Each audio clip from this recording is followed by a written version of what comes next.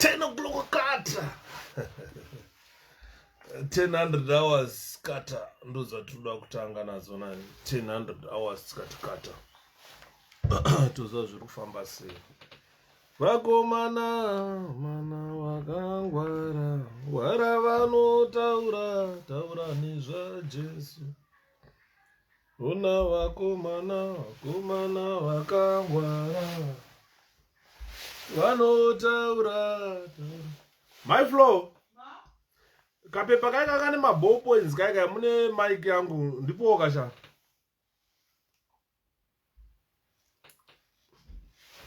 wangu mazodze madhara pakaipa uyaitinzwe titaure uyaitinzwe titaure akusasefa mazwi mike iyi uyaititaure uyaitinzwe titaure wakomana you have as you would not believe it, the spout that has been the venom that has been spat on us. The zviri semkoma bakupakwashe makadi zviri kufambere mwana wamai afraid ngwebu. How are you? Nasi ndiraudza ndasikade kuya live on Facebook but mkoma deni makadi mkomatema zviri kufamba ndasvika mukoma pindai titaure. I didn't want to come live on Facebook tonight but there are certain things that happened which I said I can't ignore such an issue. I am not sure what is happening with the Dr. Mavaza, you understand, Dr. Masimba Mavaza. There's something wrong, something not connecting between his senses and reality. He is not seeing a reality in his life. So I am here to try. There are 3 dodgy characters. There is Tinashe Jonas in Zimbabwe. There is 𝗵𝗃𝗀𝗀𝗃 who frequent Zimbabwe and America. And there is one queer character in the United Kingdom, Dr. Masimba Mavaza. These 3 characters are the characters that Mnangagwa trusts, are the characters that E.D. Mnangagwa has brought closer to him to say if he needs advice, he seek advice from 𝗵𝗃𝗀𝗀𝗃. Teora rugonye makadi wakuru simbarashe ngwarati rikaendi kuombere makadini. Welcome to the program delivered by 𝗪𝗵𝗪𝗃 tonight. We're going I'm talking about dodgy characters that Zimbabweans should never pay attention to. Jonas is in South Africa. He is a runner. Yes. So there are dodgy characters that Zimbabweans should never pay attention to because of certain things that I need to talk about here. When I talk about Zimbabwe, there are questions that Zimbabweans must ask before we consider certain characters. If you see yourself paying attention to 𝗵𝗃𝗀𝗀𝗃, if you see yourself as a Zimbabwean paying attention to Tinashe Jonas, if you see yourself paying attention to Tafadzwa Mugwadi, if you see yourself paying attention to Masimba Mavaza, then you have got a problem. These are dodgy characters that Zimbabweans must never pay attention to. These people are just distracting us. These people are just diverting the attention of Zimbabweans to serious issues. Serious issues of governance. So what I'm saying is, there are questions that we must ask ourselves and ask. What I'm saying here is, ask yourself a question. The question is, the first question that we Zimbabweans must ask is, has President Mnangagwa been turned by corrupt and looting individuals working inside his own government with his full knowledge. Good evening, Mkoma Ashton. How are you? Herbert Mukumbira Magadini Wakuru. There is a question that we must ask always. When you go on social media, when you read news from the mainstream newspaper, there are dodgy characters that Zimbabweans must never pay attention to. A good example, yesterday we had a presentation about the people we call the clergymen, the political puppets in the gown of a clergyman. We discussed much about those clergymen, and we all concluded that they don't have a God. Their God is Emmerson Dambudzo Mnangagwa. They don't have a God. They don't kneel down and pray to God, the heavenly God that we pray. So yesterday we said to those who attend the churches that are presided by people like 𝗪𝗺𝗪𝗀𝗃, that are presided by people like Fidelis Mkonori or Felix Mtambanengwe, or I don't know the name. If you are a church goer, if you are a Christian, if you go to those churches that do not realize or recognize the importance of God, you are wasting your time. Kudenga kunoita kure. Zviri nani kugara wega uchizvinamatira urumba mako. Kana uchida kunzwa Bhaibheri, tora Bhaibheri uverenge. Wozviverengera Bhaibheri rako unzwa kuti Mwari vainyoresa kuti chii maBhaibheri. Kana uri a Bible ardent fan, an ardent fan of a Bible. Rather than going to Roman Catholic to go and listen to Fidelis Mkonori preaching. Those people are not godly. They don't believe in God at all. Because how can you believe in God whilst you ignore women being raped in our country? Whilst anzi network ma wani kuno umagadi mkoma holidays rufambare vapiwo, those are not church people. Yes. Because why I'm saying that is they have never spoken when women were raped in Zimbabwe by the soldiers, by the police, by the youth militia. Those churchmen never, or clergymen, they never voiced against human rights abuses. They never voiced against violence in our country. They never voiced against abductions. And they got some monies from our Reserve Bank. They looted the Reserve Bank. Then today they come to United Kingdom and accuse sanctions of causing all the problems that we have in our country. They forget that they were given loans which they never repaid. Until today, a good example about Father Mkonori has got $586,000 which he never repaid, which he took probably in 2016, 2015. So, and that's why I suggested you teaching about Zidera. Yes, Mkoma, I am going to teach about Zidera. So let me say tomorrow we'll talk about Zidera at length, so that Zimbabweans must understand it's not the sanction that is touted by ZANU-PF to say this has caused the people of Zimbabwe suffering. These churches are not churches but business. Yes. So ukaona uchenda kuchechi kuna mfundisa nemutsipa unenge waist yetrousers rangu, itoziva kuti hausati watanga kunamata, hausati watanga kuziva Mwari. Yes, they created problems. No chokwadi. They do not believe in God. Those people do not believe in God. So the question is that all Zimbabweans must ask is about the presidency of Emmerson Mnangagwa. Emmerson Mnangagwa, people must ask him, has President Emmerson Dambudzo Mnangagwa been tamed by corrupt and looting individuals working inside his own government, his own circles, with his full knowledge? Does this man know that he has been tamed into a corrupt person. He has been turned into a looting person by people he is protecting.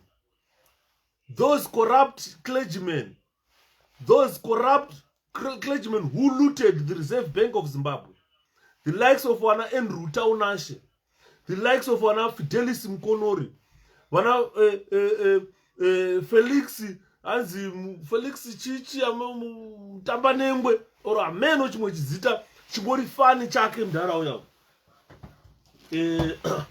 Regai nditarise chisita chacho chingori fani so chisita chimwe chinongobhohwa so kungochitaura so ukaziva kuti munhu imbavha so arongomira pamberi pevanhu achiti mwari mwari iyo iri mbavha mukono wengwe. Hanzi makasimba here tapiwa gijima zviri sei ya mataura. So what I'm saying is, as Zimbabweans, these people are just distracting our attention from the real issues that are affecting our country. We must never pay attention to these people. Listening to Tinashe Jonas, honestly, what does it bring to Zimbabwe? What do the children of Zimbabwe learn? Listening to Passion Java. Ndakataura vanhu ndikati uyu munhu haana kana chaanacho arutsvaga kurarama neZANU-PF. Akanzi naPhilip Chiyangwa kuti uite mari joina ZANU-PF. Ndosaka muri kuona akapuhwa piece of land. Kana uri Mpinga une mari, what do you need land for? What do you need land for? Kuti urime cotton uendese kuCMB utange kuwana mari. This is why you need land. Andimona haana chaanacho itsuro yembuku.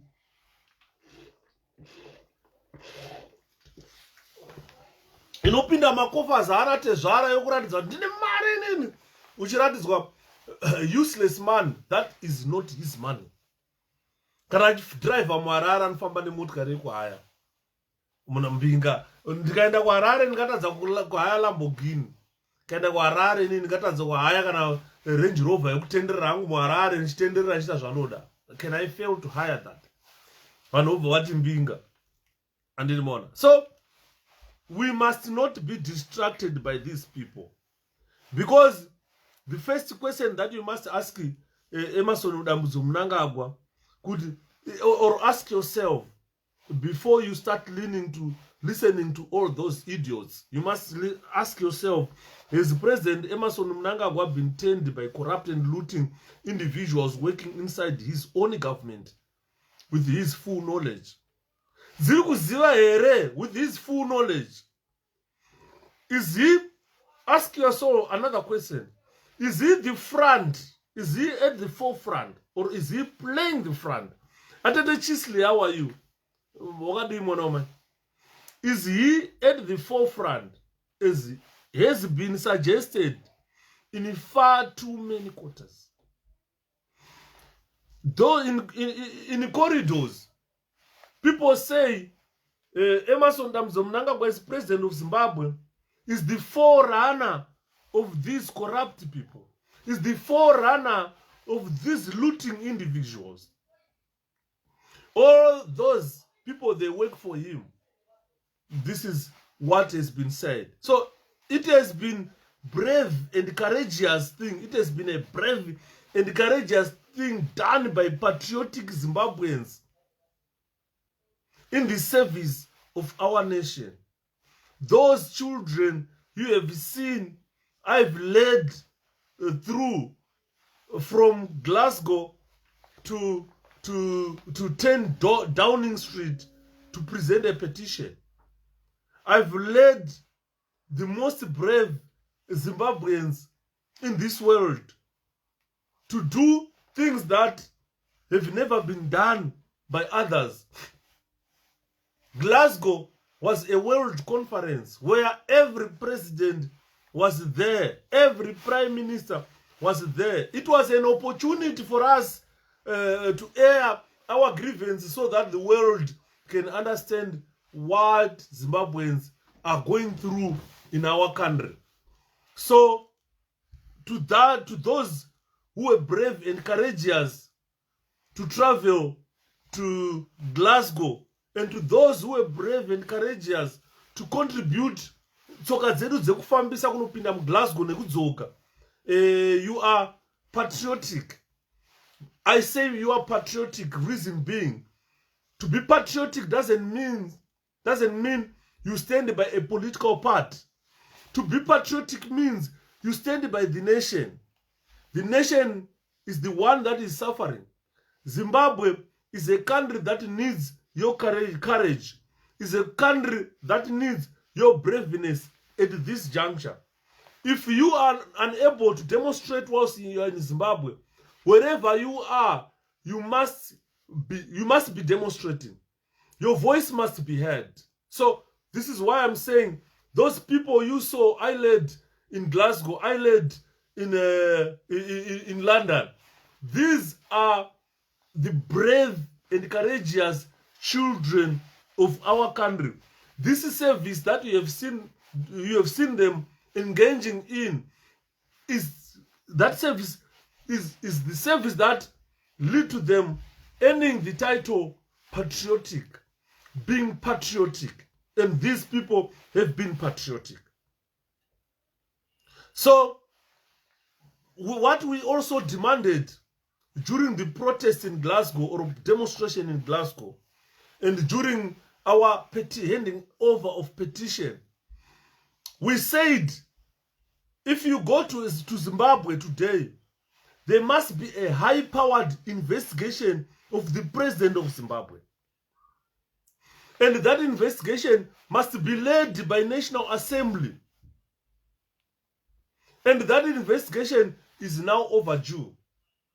That means we have got captured judiciary. We have got captured parliament, where Monzora destroyed the parliament so that he disabled all what I'm saying here.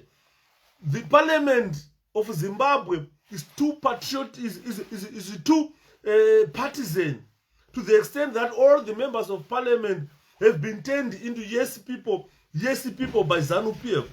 If you do not toe their line of thinking, then they push Monzora to recall you from parliament without even consulting the constituencies that you represent, without consulting the people who voted you into parliament. So what I'm saying here is there must be a high-powered investigation of the president or impeachment of the president, which must have been led by the parliament, the National Assembly. Unfortunately, that investigation is now overdue. And these are some of our grievances. To say, look, we call Zimbabwe a democratic country, where it must stand by democratic values.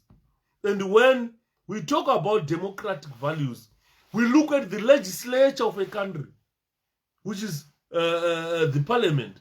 We look at the executive, which is the president of the country. We look at the judiciary. And then we must look at media as well.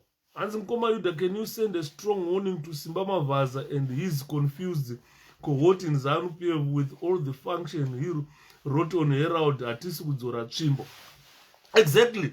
This is why I have come, 𝗪𝗃𝗀𝘁𝗀. I didn't want to come live on Facebook, but the hogwash that has been shafted by Masimba Mavaza and put in the Herald, this is something that has made me come live on Facebook now. He is accusing John Buck of running away with the money. He's accusing the people who demonstrated. He has been lying. He's lying. So what I'm saying is, Herald has become something like not like a national newspaper, but a toilet newspaper where you know, kana kune matishu mamwe akangonyorwa akangoprindwa kuti ukatora you don't dare to read what is on the tissue, just take it and changura uchikanda muchemba. That's it. So this is what Herald has become. Publishing such hogwash and say this is news, no, zvinonyadzisa. So what if you look at what this Mavaza wrote and published as news in the Herald, is something that needs evaluation. People should learn how to evaluate news. So this is why I am live today, to try and teach you if you are reading such articles, or don't read them at all. Anything written by Masimba Mavaza, there is totally nothing news on it. It's nothing, it's no news at all. And I think Mavaza can be easily sued. Yes. This is why I am saying John Buck must take that article that Masimba Mavaza wrote and sue him. Kazhinji kacho, vana Masimba Mavaza, they quickly rush kuti, I'm bankrupt. But he can still be sued. You understand? He can still be sued. The little that he get, John can get more from Masimba Mavaza. The process not easy and very expensive.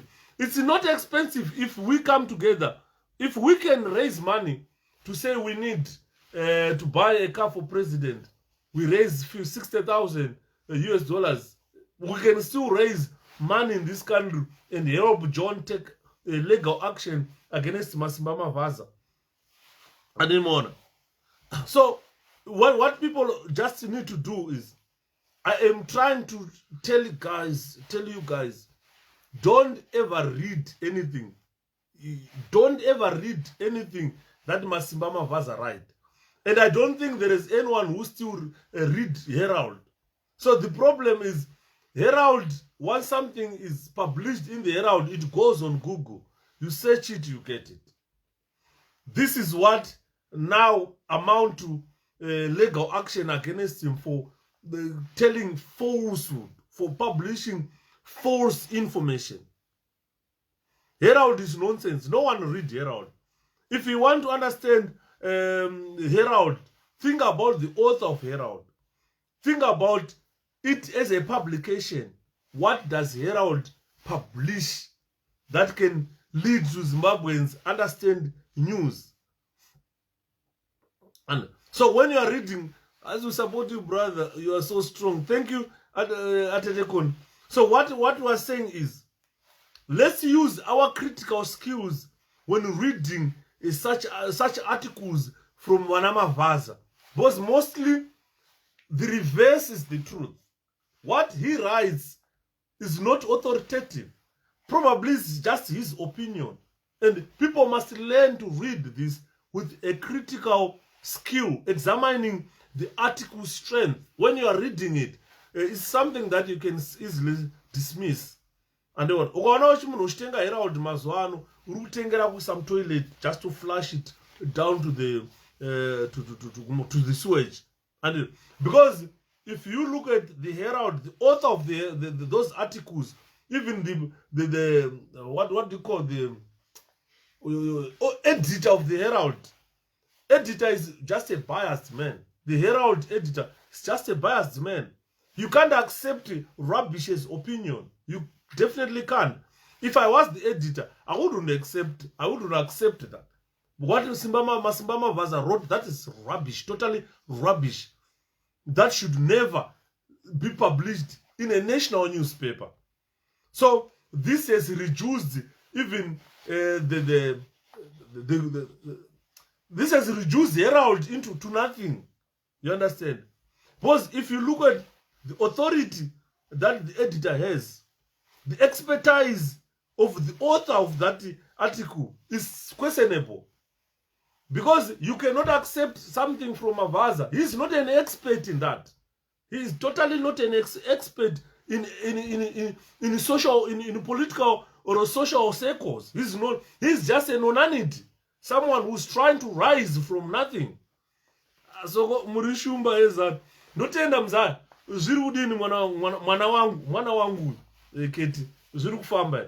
So there is author bias in any article that Mavaza produce. He doesn't produce facts. He is just fantasizing. Kunyora tsuro ngaro zatsuro na gudu. You understand? He does not have authority in whatever he say. He is not an expert in anything. You understand? So when you are reading articles, especially from Herald, you read kuverenga for fun, because I know people do not read Herald. People just read some other news for fun. So look, first of all, look at the author. Author's bias. Is he a biased author? Look at the author, the authority that the author has of an article. So what I'm saying here is, when you are reading something from Herald as news, when you want to read something, first of all, look at the author and consider the bias of the author. Then you go on to look at the authority of the author and the expertise of the author. Zvakafanana naShepherd, mona ndakunyora something chisiri che-forensic science, ndobva ndanzi nini I'm an expert in that thing. Ndenge ndakunyepa ikoko. I'm an expert in forensic science. I can write with fluently articles on forensic science. I can write fluently articles about health as a health expert. I can write fluently articles about teaching. This is where I learned much of my, or most of my political activism, through teaching. So, ukananda kuzonyora zverobotics, dzana Professor Mutambara, nenda kunyepa. Andimona. Saka, if you look at articles that were wrote by Masimba Mavaza, first of all, consider his bias. Second thing, consider his authority. Is he an authoritative writer in whatever he's writing? Then lastly, consider his expertise. What expertise does he hold? He's not a journalist. Andimona. He's someone who can just copy and paste and write anything from the news, from the other newspapers, and make it like news. He is simply a shadowy special operative of the state. He's simply a special operative of the state. The highest possible kind of clearance that he got is to act as a special agent of the state. Mavaza is nothing. He's just someone who probably got clearance from 𝗏𝗏 Mnangagwa, is a special agent of the state, and we're trying to defend the illegitimacy of Mnangagwa. So if you read these articles, obvious, look at the bias that the gentleman has, because he has been cleared by Emmerson Mnangagwa to write this rubbish and publish in the Herald. Ndikanyora article yangu ndikaisa ku Herald haibudi, and ask why. Because you need special clearance from the president of Zimbabwe to be like a special agent representing him. As I'm late to say you, the masquerade, Mgomarobi, masquerade same.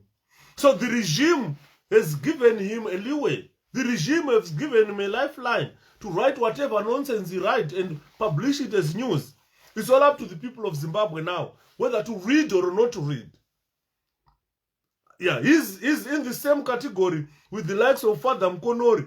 Vanopa mari yenyika yereserve bank, vanopa makunungunu emari yavasingadzosere, vapedzapo okwira ndege kuya kuUK kuzochema kuti maiwe corruption, hanzi maiwe masanctions, maiwe kuridza mhere murume mukuru, kuyazoridza mhere muEngland, masanctions maiwe, masanctions maiwe. Ko mari yavo vakatora $586,000 wakaidzosera here? Then you come and cry sanctions are killing people, whilst you murimi muri kuluta mari. When we say ZANU-PF are looters, when we say ZANU-PF are corrupt, how did they get in the first place to the reserve bank kuti vawane ma 500 something US dollars avanonzi avafa vakadzosera kungopiwa mari? Unozoda mari here mudhara? Mari uda mari here mudhara Mkonori? Mariyo otopiwa mari oro wapasi. Andimona. So whatever Mavaza is trying to do, he is trying to eliminate any serious threats to Mnangagwa. He is trying to play to the public gallery, and he is trying by all means necessary to be relevant. Zibonguwa pamwe mudhara Mavaza vari kutsvaga basa kuZimbabwe, because zvinodependa. Munomu munyika munomu ukaenda uchikura usina plan munyika munomu, unopedzera wangokura zvisina basa. Kana wakura zvisina basa, unenge wakuda kurarama. Pane mabasa ekuti vana mudhara Mavaza havachakwanisi kumashanda. Andimona. Vamwe vanoda kusimudza zvinhu, vamwe vanoda kuita zvakaita sei, haachakwanisi kushanda. anenge asina any means of survival. Saka sometimes anenge akuti ndikanyorawo zvakadai izvi ndinondokwanisa kunopuhwa kana prize zvandakaudzwa naEdu zvati prize tokupa ma-inputs orima pane kuswera uchidemonstrata uchipatanisha image yapresident uchitanisha image yenyika yeZimbabwe. Ande muri kuona. Saka nyaya yati kutaura panapa is this regime is so desperate for people who can prop it up, for people who can tarnish other people for no apparent reason. He's talking about John Buck. He's talking about money, which never existed. Those people you saw going to Glasgow, nobody was promised the money in Glasgow. Not even one person was given money. At ZANU-PF yakawana mari ichipfekedza zvibonda muGlasgow vachiva varungu zvezve makazozviona here kana pademonstration yavo hazvina kana kuya. Zvanhu zvekugana zvakapfekedzwa matishe zvapuwa ma$100 hazvina kana kumboita any impact. We are different. This is why you see our demonstration was the most successful demonstration. Even people from other countries came, joined us. Vakaimba ED must go, ZANU-PF must go. Vakaimba. Because we had the most effective demonstration at the COP26. That even foreigners from Sri Lanka, Kupi, Nigerians, and people from all walks of life joined us. Vanzwa mutsindo wa time. Mapurisa chakanga akutamba ngoma. Ngoma Patson achirwa ngoma. Ngoma Patson mzua. Vari pangoma baba mzua hapana asingamuzive murume uyo. Kana abata ngoma akutamba kamwana ke chikora mai naume, kamwana ke chikora mai naume, kamwana ke chikoro chete naume. Kwakanakidza ku COP26. Kana wakasarira ikoko wakasarira ndiri. And I think he's a lawyer. He is also former high court judge, so he is used to protecting ZANU-PF. I don't think he's a lawyer. I don't think so. Because whatever he's writing, we've got renowned lawyers in this country. A very good example, we've got a barrister from Zimbabwe, an immigration barrister. Ukana akamira pakataura chirungu, unopeta maoko so. Ukataura naye, unopeta maoko. We've got the likes of 𝗪𝗃𝗃𝗀𝗃𝗃. He's a barrister. And you have never seen 𝗪𝗃𝗃𝗃𝗃 writing nonsense. You have never seen 𝗪𝗃𝗃𝗃𝗃 writing rubbish, publishing rubbish as news. Never in a day. We have got the likes of Brighton my brother in Leeds, who is a solicitor. You have never seen Brighton writing rubbish. You understand? Another, he was not a high court judge, no. Atete Masmaz, let me correct this. He was a magistrate. United Kingdom is a country that uses common law. Common law yakada kufanana ne common sense. Yekuti kubai mosha. Murukuzwa, common law is just like common sense. You know what about kubai mosha? Ma magistrate munom, they are not law experts. Avaenda kunodzidza mutemo kuchikoro. Vanhu vanongopikwa from the society. Vanoappointwa from the society to be magistrates in this country. Vakasiyana nemamagistrate ekuZimbabwe kuti anofanira kuenda ku law school kunoita chii munoma havaende ku law school. Yeah, he was a magistrate. Mamagistrate munomu akasiyana neekuZimbabwe. Ndogona kupikwa inini kunzi ndiite magistrate. I can go and be a magistrate. Andito ndosaka muchiona ma decisions avanopa vanonzi wewe unokwanisa kupa decision to that level, haubvumirwe kupfuura that level.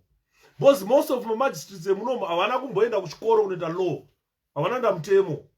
Vanhu vanopikwa from the society vanoziva common law, kuti kurova munhu imhosva, kutema munhu nechinhu imhosva, kuba bhasikoro remunhu imhosva. Ukaenda mibvunzo yavanonobvunza inenge yakatonyorwa kunzi unobvunza mubvunzo wekuti, obvunza mubvunzo wekuti, obvunza mubvunzo wekuti. Kana apindura yese mubvunzo iyoyo wakutoona munhu ari guilty. Mubvunzo unobvunzwa mukoti namagistrate wakapusa stere. Kuti uyo munhu unomuziva here ari mudoko? Woti ndomuziva. Unomuziva sei? Nditsanangurire. Wotaura kuti takarwisana mubhawa. Obvunzwa kunzi wakamurova chibhagera? Wakamurova papi? Ndakamurova pamunhu akatanga kubuda ropa. Kana ndakamurova paziso. Masichi okubvunza kuti pawairova ziso iwewe wanga usingazivi kuti uri kupara mhosva here? Wobva wataura ndaiziva kuti uri kupara mhosva. Zvatopera. Ndo mibvunzo yacho inobvunzwa namajistrate. Wobva watonzi guilty. And wozouya for sentence. Thank you Ngoma Sylvester Matende. Zvava nemajuri. Again, by the jury. The jury, vanhu vanopikwa futi mucommunity. Vamunogara navo. Vanouya vogara. Vari kana kuti 7 pafront apa. Judge ari pamusoro. The jury, as much as in the UK, you don't need formal qualifications or legal training. Exactly. The jury, vanhu vanongotorwa musociety. Vosvika vogara panapa. Vachiteerera. Uchipa uchapupu vachinyora manotsi. Owarepa, zvakafamba sei. Uchibvunzwa mubvunzo. Ndosaka muchizonzwa kunzi the judge akazoita advise the jury on matters of law. Because jury haizive mutemo. Saka at the end vanozovhota kunzi achititaurirai mimi kunzwa kwamaita munhu achitaura kuona kwenyu munhu ane mhosva here. The judge anenge akuvabvunza ane mhosva here munhu uyo. Majuri otaura kuti ane mhosva. Uyo kuti ane mhosva. Vakaita kana kuti 5 out of 7 obvious you are guilty. Judge ozosummarize okupa sentence. That's what they do in the Crown Court. Thank you, Atete Flo. Atete Flo varipano. She has done the jury duty 3 times. And it on. So he doesn't know law. He doesn't know law. He's not a lawyer. And I enforce that common law jurisdiction umbrellas maritime law. Yes. So this is what happens for you to be a magistrate. Munyika munomu. It's difficult. It's different from Zimbabwe. Magistrate oku Zimbabwe. Vazhinji vacho vanogona kuita malawyer, vanenge vari malawyers. Kana kuti vanoenda kune chimwe inonzi hauchikanganwa chikoro checho kuti you can apply unoita diploma ikoko relaw wozouya woprosecutor wozoita magistrate. Inini ndakashanda nana Morgan Madire vari maprosecutors. Vana magistrate vakunzi ana singalawyer ndakashanda navo vari maprosecutors. Andimona. Ana David Mangota. David Mangota ndakashanda naye. Mangota ndakashanda naye paRotonro ari magistrate. Ndakazonzwa kuti judge and so forth. Saka the way they do it and English legal system ma one chayo it's very different from the Dutch law. But the Dutch law paino interpret kwa paya takazocodify isusu inenge chi require kuti munhu anonzi magistrate ave a law degree or a diploma. This is why you see our system in Zimbabwe and the judicial college. Yes, Mkoma Morgan, thank you so much. Unoenda ku judicial college ku Zimbabwe wonoita law. Kana wadzidza woita diploma ne law, wozoita prosecutor, woramba uchiverenga wozoita magistrate. Ndozvinoitwa ku Zimbabwe. Munomu common law munomu vanongonhonga muroad. Mu society mamunogara, it doesn't need a qualification. No, it doesn't need a qualification. Ndosaka uchiona uchinzoka notongwa ku magistrate court vane mafaina vanobvumirwa kupa. But zvino ma judgments esa vanopa ne evidence vanotora zviri subject to be reviewed. And more.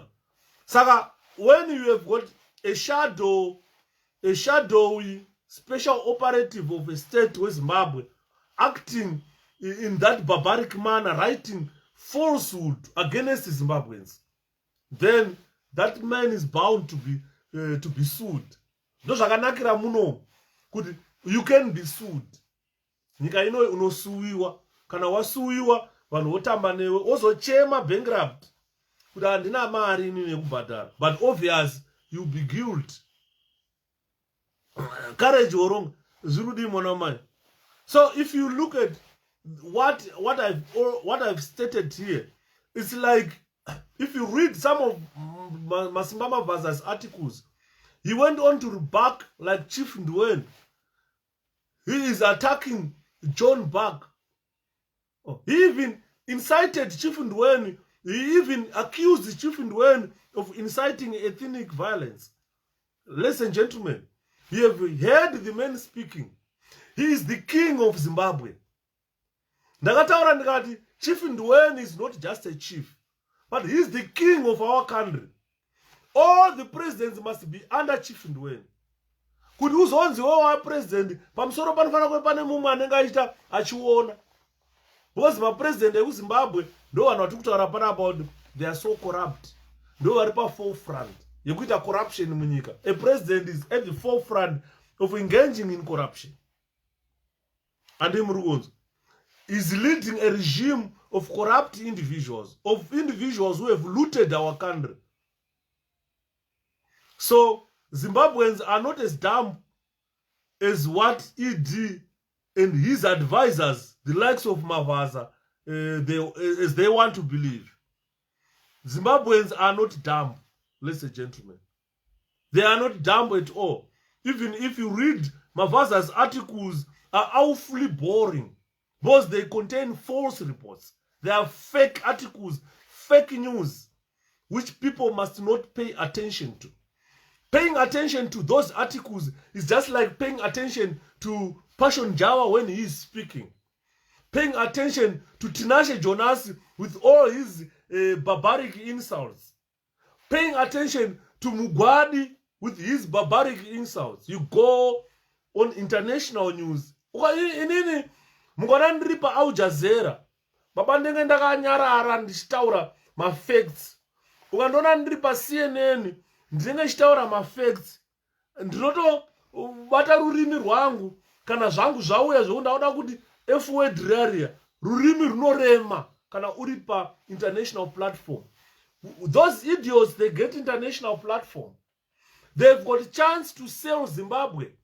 They've got a chance to sell their ideas on the international platform. Because news hour, my businessmen, those people who make decisions, like sanctions. When it comes to news hour, they sit and relax in their houses, listening to news. What is it all about Zimbabwe tonight? What is it all about UK tonight? That will help them learn something and make proper decisions when they are handing down decisions. So if you are given such a platform, you are the information secretary of ZANU-PF, can you come and answer these questions? Then at the end,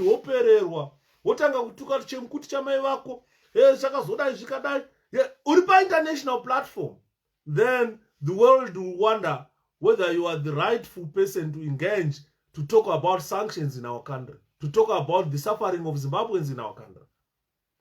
So this is where ZANU-PF get it wrong always. This is why I have said Emmerson Mnangagwa has made errors, serious errors, critical areas, which I don't hesitate to say chronic errors. To appoint Mnagata Java, or appoint Mnagata Maititi to be president's advisors, ZANU-PF Yaperero, or appoint Mnagata 𝗔𝗃𝗀𝗀𝘀 to be president's advisor. Mnagata 𝗵𝗁𝗃𝗀𝗀𝗀, urukona vanhu vatikutaurawo. Terera endakana mukada kuterera what they say to the people of Zimbabwe. Woterera Maititi, she's a special agent wa ED Mnangagwa. 𝗵𝗁𝗃𝗀𝗀𝗀 is a special operative agent with state under Emmerson Mnangagwa. Tafadzwa Mugwadi is a shadowy special operative of the state under President Emmerson Mnangagwa. Koya Masimba Mavaza is a shadowy special operative of the state under Emmerson Mnangagwa. So if you listen to these four people, even what they say, even what they write, you will understand the presidents of Emmerson Mnangagwa. So Zimbabweans do not require those people. Zimbabweans do not need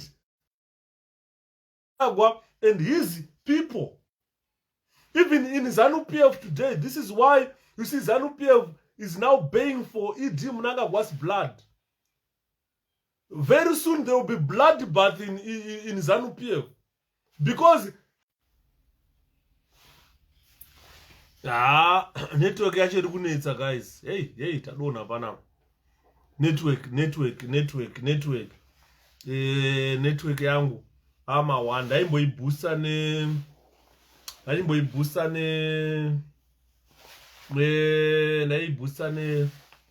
ne-internet but ndakavharwa sky. So nyaya tachitaura panapa before this video stopped, I was talking about the presidents of Emmerson Mnangagwa and the people he has chosen to surround himself with, the likes of 𝗪𝗵𝘁. Ukanzwa vari pasocial media vanenge vachituka zvemukati mebhurugwa zvanamai nababa vakabereka vanhu. Ukaenda kwaPatriotism anenge achibubunya achitsotsonya achitaura zvinhu zvisina nemusoro zviri incoherent. Ukateerera Tafadzwa Mugwadi anenge achitaura ma-F word throughout any interview.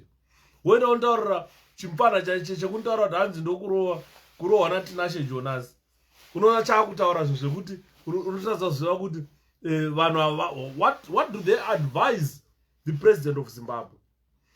If you listen to these four idiots, Patriotism, 𝗪𝗁𝗁, Tafadzwa Mugwadi, and this Mavazas, you wonder what advice they give the president of Zimbabwe.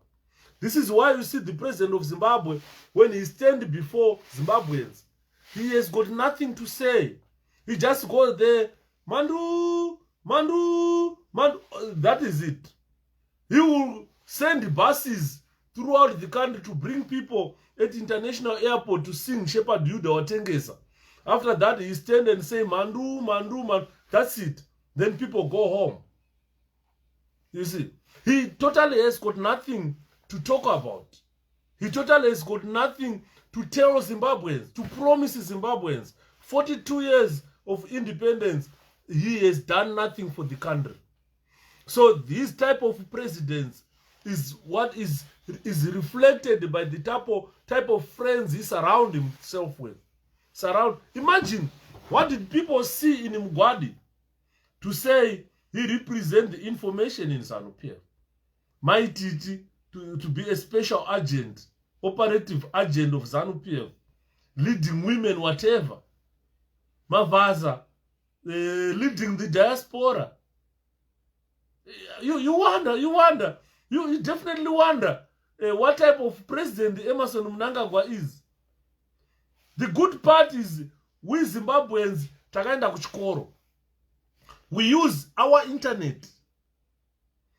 Because if you see the degree of self-determination, or the degree of how we gather news from the internet now, is we have got knowledge of how to do it. This is why you see now we don't accept any nonsense, any rubbish.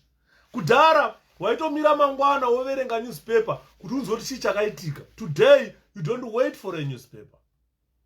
You understand? Because there is internet, there is social media. We engage in politics, we engage in different societal topics on social media. Hatichamiriri mainstream media. Urikuona vana Mavazas vari kunyora vachiendesa kuHerald, achaverenga Herald ndiani. Andimona. So what he purports to be news articles, those are not news articles. That's hogwash, that is rubbish that has been spouting at us. The audience that he aims to listen to, or the audience that Mavazas aim to impart his rubbish to, we are the people. He's writing for us as audience. We are not going to listen to Mavazas. We are not going to read anything that Mavazas write. I stopped listening to Patriotism. Kandikaona video ya Patriotism pa social media ndinongo delete. Andimona. If I see anything about Patriotism, I simply delete it. I don't need it. I don't read it. I don't listen to him. So I am not the only person who doesn't listen to him. The whole of Zimbabwe or the UK, people don't listen at Patriotism at all. Because taapa ira yekuchuza zvaunoda. Andimona. Wapa ira yekuchuza zvaunoda. Because news reports, ladies and gentlemen, news reports usually relate to particular events and incidents that play a central role in shaping personal and public opinion. Saka kana uchida a personal opinion, uchida a public opinion, you don't read rubbish, because that is the purpose of news reports, is to try to relate to particular events. kana pakunyorwa nyaya pakunyorwa manyepo pakakazotiza nemari yevanhu vakaenda kwavazobhadharwa. A good example is Shepherd Youth. I'm here. I'm the participant of the Glasgow demonstration. I'm the participant of the handing over ceremony of that petition. And patakaenda ikoko ndakaenda voluntarily. Nobody said Shepherd Wuya. I went there voluntarily. Nobody promised to pay me. I went there voluntarily. I don't need anyone to pay me for the service of my country. And so, if you look at the title, Mavazas, analyze it. Analyze it. People were asking me who wrote this. I said, oh, it's Mavazas. And look at the date of publication. Look when the events happened. And more. If you read it, try to outline the ideas that he is trying to put across. Because if any writing, the aim of any writing is to try to put across an idea. If your idea is not there, it's just writing rubbish, just putting paper to pen, and the editor of Herald publish nonsense, and then you call it news. You can't even identify the thesis of his article.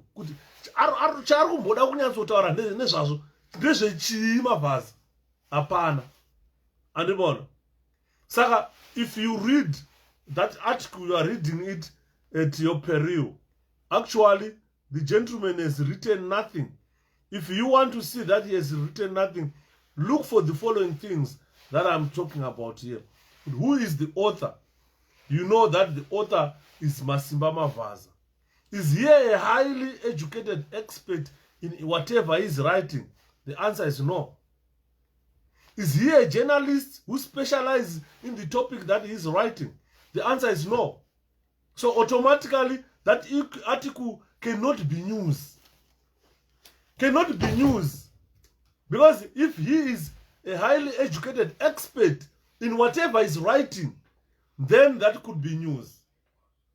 But he is not highly educated in whatever he wants to purport to. So already, he is not a journalist. He's not an expert in things that he's writing. He's just an ordinary person. Kungotora, zveto mwana grade 1. Noterera mwana wangu achitaura panapa. Pamunoswera the whole day with my 4-year-old boy. Munenge mataura nyaya dzese mapedza. Makwidza kuenda kudenga mataura nezvaMwari. Madzika mapinda kunesari. Makungurutsa zvimota zvenesari. Moendwa painternet, momboratidzwa motikari, mobvapo mozwa kunzi ndine nzara. So at the end of the day, if you try to identify the thesis that your son has been doing or has been showing you the whole day, you don't come up with anything. This is the type of articles that Mavazas is writing, which even a grade 1, mwana wangu ane 4 years, can write better than what Mavazas has written. So if you just want to understand what the ideas or the originality of Mavazas, you simply look at who the author is. Is he highly educated? Is he a highly educated or an expert in things that he is trying to write? Is he a journalist? But if you are not a journalist, it will be difficult to really understand what should be news and what should not be news. If you are writing an opinion, mostly write an opinion on the field of expert, which you are. If you are not an expert in any field, your opinion is not valid because you have got no authority to write about it. So if you are reading such articles, newspaper, financial editor, akanyora kuti ndi anzi reporter we crime, ndi reporter we sport. Because ukaverenga nyaya dzinonyorwa na 𝗠𝘃𝘀 is all about football. Then you would understand that this is a journalist who write about football. Ukatovhura newspaper zvandiri kutaura izvozvo unotozviona kuti hakuna journalist anonyora zvebhora anozoya kuzonyora nezvecrime. Kana ari webhora ndewebhora. Kana journalism yako, you focus or you specialize on something that you would want to be an expert in. So the problem yana Mdara Mavaza, he wants to try to be jack of all trades. He can't be a journalist. He is not a journalist. Sakana Chinyora, he doesn't know what must be news and what must never be news. And if you want to see that this article, the article in Msoro, just read the headline. Headline headline of a newspaper article. And what we wanna do a background check. Could the author agasa headline do a background check of the material that he has put in there? Apana zvinenge zvine musoro zvinenge zvaitwa. Because if you do a background check of the author, wobva waona headline yake, unowega undobva watokuneta kana kuverenga. Andona? Because you can tell that there is bias in everything that he writes. Because he is of a political, he supports a particular political part or a particular political regime.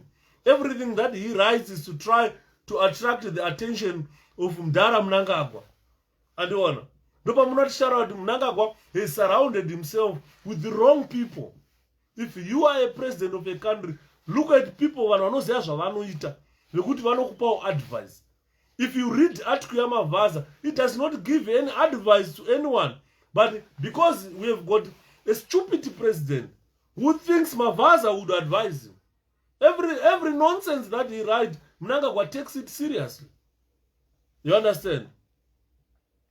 Nosaka uchizoona vanhu vakadaro vachizotuma vana 𝗪𝗵𝗁𝗀𝗃 vachituma mbavha dzakaluta Reserve Bank to go to the Archbishop of Canterbury and say we are starving. Ari kuenda dumbu rekuti anenge kuti aone kumberi, anenge achidongorera kuti aone kumberi. Bosi dumbu rikumuvharira kuona kumberi. Anenge achiudza Bishop of Canterbury kuti I'm starving. Une dumbu rakadai so. Une mutsipa unenge imbwa yejere. You go and lie that you are starving.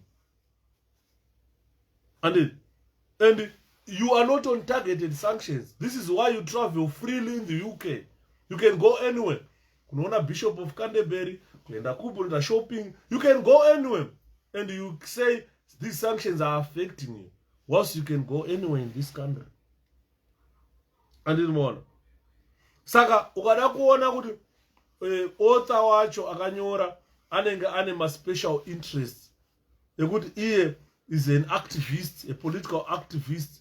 Saka, he is just writing not from his personal experience, but trying to write zvekuda kuattracta someone kuti ha zvandanyora zvikaverengwa pamwe ndingazoonawo kudya. Chinhu chashata kumaZimbabweans chinhu chinonzi nzara. Nosaka usona hatisina kana ma-quality arguments. When you are writing articles, you don't write quality arguments. When you are going live on Facebook, you cannot present quality arguments. You cannot focus on things that you must be focusing on. And one, the voice of the article, the tone and the rhetoric, definitely you can conclude that Mavaza is not writing anything. He is not writing anything. Any article, what impact does it have on the president of Emmerson Mnangagwa? Because he is a close man to Mnangagwa. And Mona. Kana a middle class, kana a school student ise. Ukana kuona zvaru publish on newspaper. Ukanotora ma school students ma essays anonyorwa nevana vekuchikoro, they are far much better than what Mavaza is trying to write and publishes news. And this reflects on the type of editor who runs the Herald. Honestly, you can approve with producer, publish that article, publish that opinion. Kana mwana wechikoro anyore zvakapusa kudaro. Andimona. Kana it is a personal opinion, but it must pay attention to certain things that are factual. If you write rubbish and say these are facts, azvina kwazvinoenda. That is not an opinion at all. That is not news at all. what Mavaza is written in the Herald today. And in Mona. So you can just conclude that this one is someone who is not critical, but is an angry person with a passion to write. There is passion in him to write something, but he's just writing an 𝗪𝗵𝘁, a personal brain, and in Mona. So he can't pay attention to real issues that are affecting Zimbabwe. So it is important now, ladies and gentlemen, for you to understand that as Zimbabweans, those Zimbabweans you saw demonstrating, those Zimbabweans who haven't even demonstrated, they must change their attitude towards Zimbabwe. We must come together, sit down and think, because Zimbabwe's sanctions are just targeted. Individuals, those people cannot impact on our economy. And more. Saka, Zimbabweans, especially our diaspora, we are blessed because we've got access to unrestricted and unbiased information. We can have information that we want unrestricted. All Zimbabwean men and women, especially in the diaspora, must stand against Mavaza than to stand aside and just watch. We must be participating in all these demonstrations. This is why I always come and say, guys, all roads leads to Glasgow, all roads leads to London, so that I urge you to say, join us, guys. Zimbabwe is not my private property. Zimbabwe is not your private property. Zimbabwe is our country, including you and me. So whatever we do, we must do it for the country, with the interest of our nation. We need a better Zimbabwe. People in Zimbabwe deserves better. This is why you see we go demonstrate, so that people can have good life in our country. Ladies and gentlemen, we cannot leave our country or our nation eaten by these wolves. The country has been looted. Natural resources have been looted. And when they are coming to you, mu UK, diaspora kwa muri mimi, my victims of this regime. Kuda vakomana sanction ratukuwadza ku Zimbabwe. Apa munhu akutadza kufema nedumbu.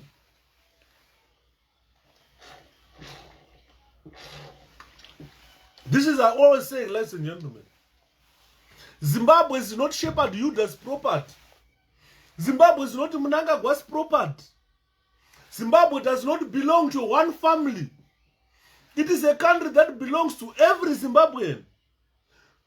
Mapofu, Metamakumbo, 𝗵𝗺𝗲𝗀𝗀 people, imbwa, mombe, mbudzi, nyoka, shumba, mvura. This is Zimbabwe. It's not Shepherd Yuda's country. It's not your own country, your country alone. It's a country for everything, for every Zimbabwean. Nembwa inengetora rinobva kuZimbabwe. Ukadzwa imbwa dzekuZimbabwe dzihukura, dzinenge muka language kazohukura nako. Kekuti undoziva kuti iri kuhukura imbwa yedu yekumusha. Ukauya nayo kuno kuUK ikahukura panext undoziva kuti imbwa yakabva kuZimbabwe. Andiri kuona. Ukafamba mutauni muLondon unongochitotarisa kutarisa matombo wega undotaura kuti matombo aya black granite yakabva kwaMutoko kuZimbabwe, matombo ndeye kuZimbabwe aya.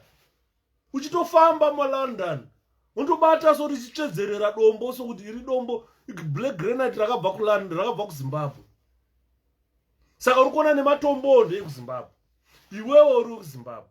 Haisi nyika yemunhu wane kuti tingaregerere vanhu vachikuita zvavanoda nenyika. Mukada kutaura movhundutsirwa.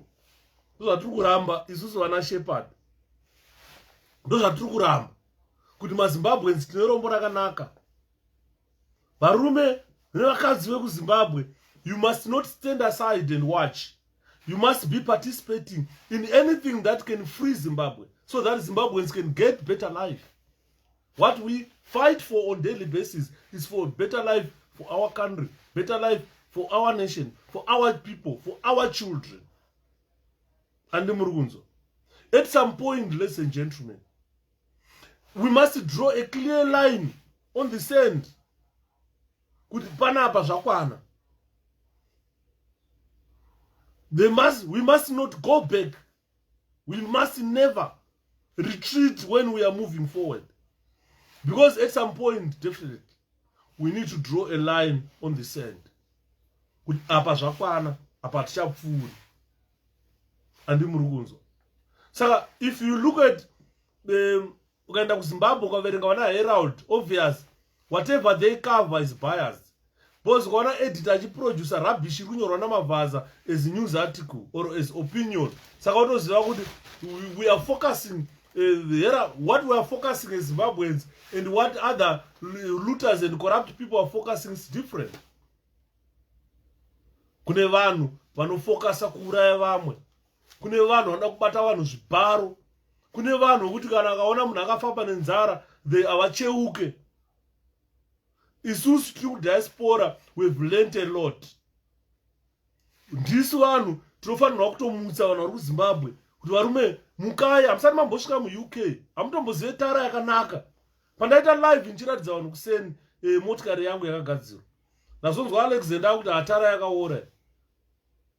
Imagine munhu ari kuZimbabwe kune mapotholes akutaura tara yemulocation mandogara kuti yakaora. Nafane kuseka ndikati no. Blasts dai dzichimbouyawo panouya na ED payambodzitundara kwirawo ndege yatachata. Bosi ndege yemahara kayo kuchata iya. Hapana chaunobhadhara ungokwira chete ugara imomo kuburuka paHeathrow wotopinda. Womboona tara. Kwete kuramba munhu akatarisa mapotholes you get kuku. Andini mona.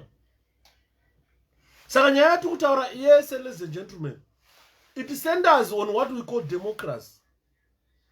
Kuti ukaona munhu achinyora rubbish, that person is a killer of democracy. And munyika muno we have got a very good example. Tina United States of America, Tina United Kingdom, which gives my democratic systems a good way of learned from them. They provide good backgrounds, check of good backgrounds and context of comparative study. But I will start what democracy is. Look at the United States. Look at the United Kingdom. And other countries which are in the lead of democracy. And the more. Jese vatukutaura jese. Newspaper razodi. My way zvazoenda kupi. Hey zvazoenda sei. We are news consumers. Todawo news chaizo. Tikaverenga maarticles ana Mavaza. Hakuna chinobuda pa news. We need high quality news. We need trustworthiness. Especially in regard to the gathering of news. Ukabata newspaper ukaverenga, woziva kuti uri kuverenga nhau chaidzo. Hausi kuverenga nyambo dzatsuro nagudo. Zekuti sekuru vatsuro vainzi gudo. Kana sagudo natsuro, hapana chakambofanana chiri common pavari kuti vaite sekuru nemuzukuru. Andiona.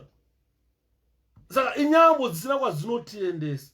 Ndosaka muri kuona takuti makorokoti kuwana eZimbabwe. Ngatizviti makorokoti tizvirwa dundundu. Takanunurwa kunews dzinotemesa musoro. Takanunurwa kunews dzinopa blood pressure. Inokwira shuga, kukwira kufa munhu. Uchiteerera rubbish kubva paZBC. Uchiteerera rubbish kubva paZTV. Uchiverenga Herald. Manewspaper unoziva kuti they are all biased. Hakuna chinobuda kwazviri. Saka muna tichiti makorokoto edu ndekuti takaitwa nyasha nadenga. Mwari wokuchengeta. Mwari ari kumusoro kudenga akatiitira nyasha. Akafuridzira brain kune vamwe vanhu vanofunga. Zvandaitaura nezuro kune dzimwe nyika dzinobhadhara vanhu kurizina, dzinobhadhara vanhu kufunga. Someone akabva auya neidea yokugadzira what we call social media. Today takaungana panapa social media iwewe neni tiri kudiscuss about Zimbabwe. Zvazvisiko kudhara izvi. Hatichakwanisi kunyeperwa. Because when it happens unenge uchizviona. Hauchakwanisi kumirira Herald mangwana kuzoti Mnangagwa akaenda kuCOP26 meeting. Chii chakanoitika ikoko. Imagine dai kwakusina social media. Tisina kuona mavideos aEmmerson Mnangagwa achitambirwa pa airport achinyepa zvekunyepa zviya. Nanhasi tiri zviseko zvenyika. Ingadai musina ingadai vafana vaive kutenga doro kunodhakisa Mnangagwa newhisky because vakauya kuzomwa chete. Ingadai vakabuda vachinzi mahero kuZimbabwe. But because of social media, takasvika pakuona kuti hezvo ndozvaiitika kuUK. Vanhu instead kuti vaende vanoita manegotiations, vari kuenda kunonwa whisky, kukwira ndege kubva kuZimbabwe kuya kuzodhakwa newhisky kunoku, nekudzoka munhu ane hangover. Hanzi ungatidzai nyika yese nditambire ndadzoka. Mauya nei baba? Dzakaenda dzichimba ndadzoka kumusha, ini ndadzoka, tambanudzai maoko, ini ndadzoka. Mauya nei mudhara kubva kuUK? Hapana chakaendwa nacho. Dzakatakura hangover, dzarova zviwaini zvekukotikoku yako. Handiri maona. Saka ngatitendei musiki Mwari ari kumusoro kudenga akakwanisa kufuridzira munhu kuti chifunga iwewe nhaurwa yesocial media kuti vanhu vasaramba vachinyeperwa. They've killed even the mainstream media. Hakusina munhu anoverenga newspaper. Kana kuchinzi munhu aurawa kuZimbabwe tinotoya panapo kuzozvianalyza nemavideo tichibva tatomaona ipapo vanhu vachipfurwa. Imagine dai wakusina social media. Tisingazive how people were gunned down on the 1st of August 2018. Dai wakusina social media. Tisingazive how people were gunned down on the 14th of January 2019. But zvese takazviona. Dai pasina social media, tisina kumboona vanhu vaitokonorwa maziso, vanhu vaidimburwa maoko vachinzi short sleeves neZANU-PF. But zvese takuzviona pa social media. They can't hide. There is nothing that they can do to hide. They can't hide. ZANU-PF can't hide. Zvichiitika zvitochizviona ipapo. Andimaona. So the impact of Zimbabwe media bias yakapera. So what happens now is the social media is the one that is shaping public opinion now. We just go on social media, WhatsApp, Facebook, pane zvatinenge tichida ipapo. My users acho discover current events from social media. We are exclusively relying on Facebook, exclusively relying on WhatsApp for news. Kukanzwa bombo kuChina, tinozviona pa Facebook, tinozviona pa social media, tinozviona pana WhatsApp. Kukanzi munhu amwa poison ukazvisungirira, tibasa kuti tikuona vanhu vachizvisungirira, asi anyora tsamba sotosatambomuti. Kudhara taingonzwa kuti ninga hasi kuwanika, ozotsvagwa leta nzi aone kwakarembera akazvisungirira. Makore anaya tiri kumuona anoenda live on Facebook munhu oisa tambomuro ozvisungirira, ofa takatarisa so pa social media. Vari kunyura mvura anotora foni yake oisapo opinda mvura onyura kuti nyu munhu muchiona kuti munhu anonyura sei. Tikuzviona pa social media zvasingaoneke kudhara. Handiti maona. Ndosaka tikutaura kuti we now rely on social media. Vana Mavazas vanonyora articles nabasa vachikanda kuna Herald. Hakusina achanotenga Herald kuya. Kanda kuverenga nyaya ndoenda pa social media ndoverenga. Zviri kuitika kuAmerica nhasi, zviri kuitika kuUK nhasi, zvese ndozviverenga ndozviona. Andimaona. So nearly all news consumers today, they rely on social media. We no longer rely on the mainstream media because of bias. Vanhu veZimbabwe vakaregera kudhara kuverenga Herald.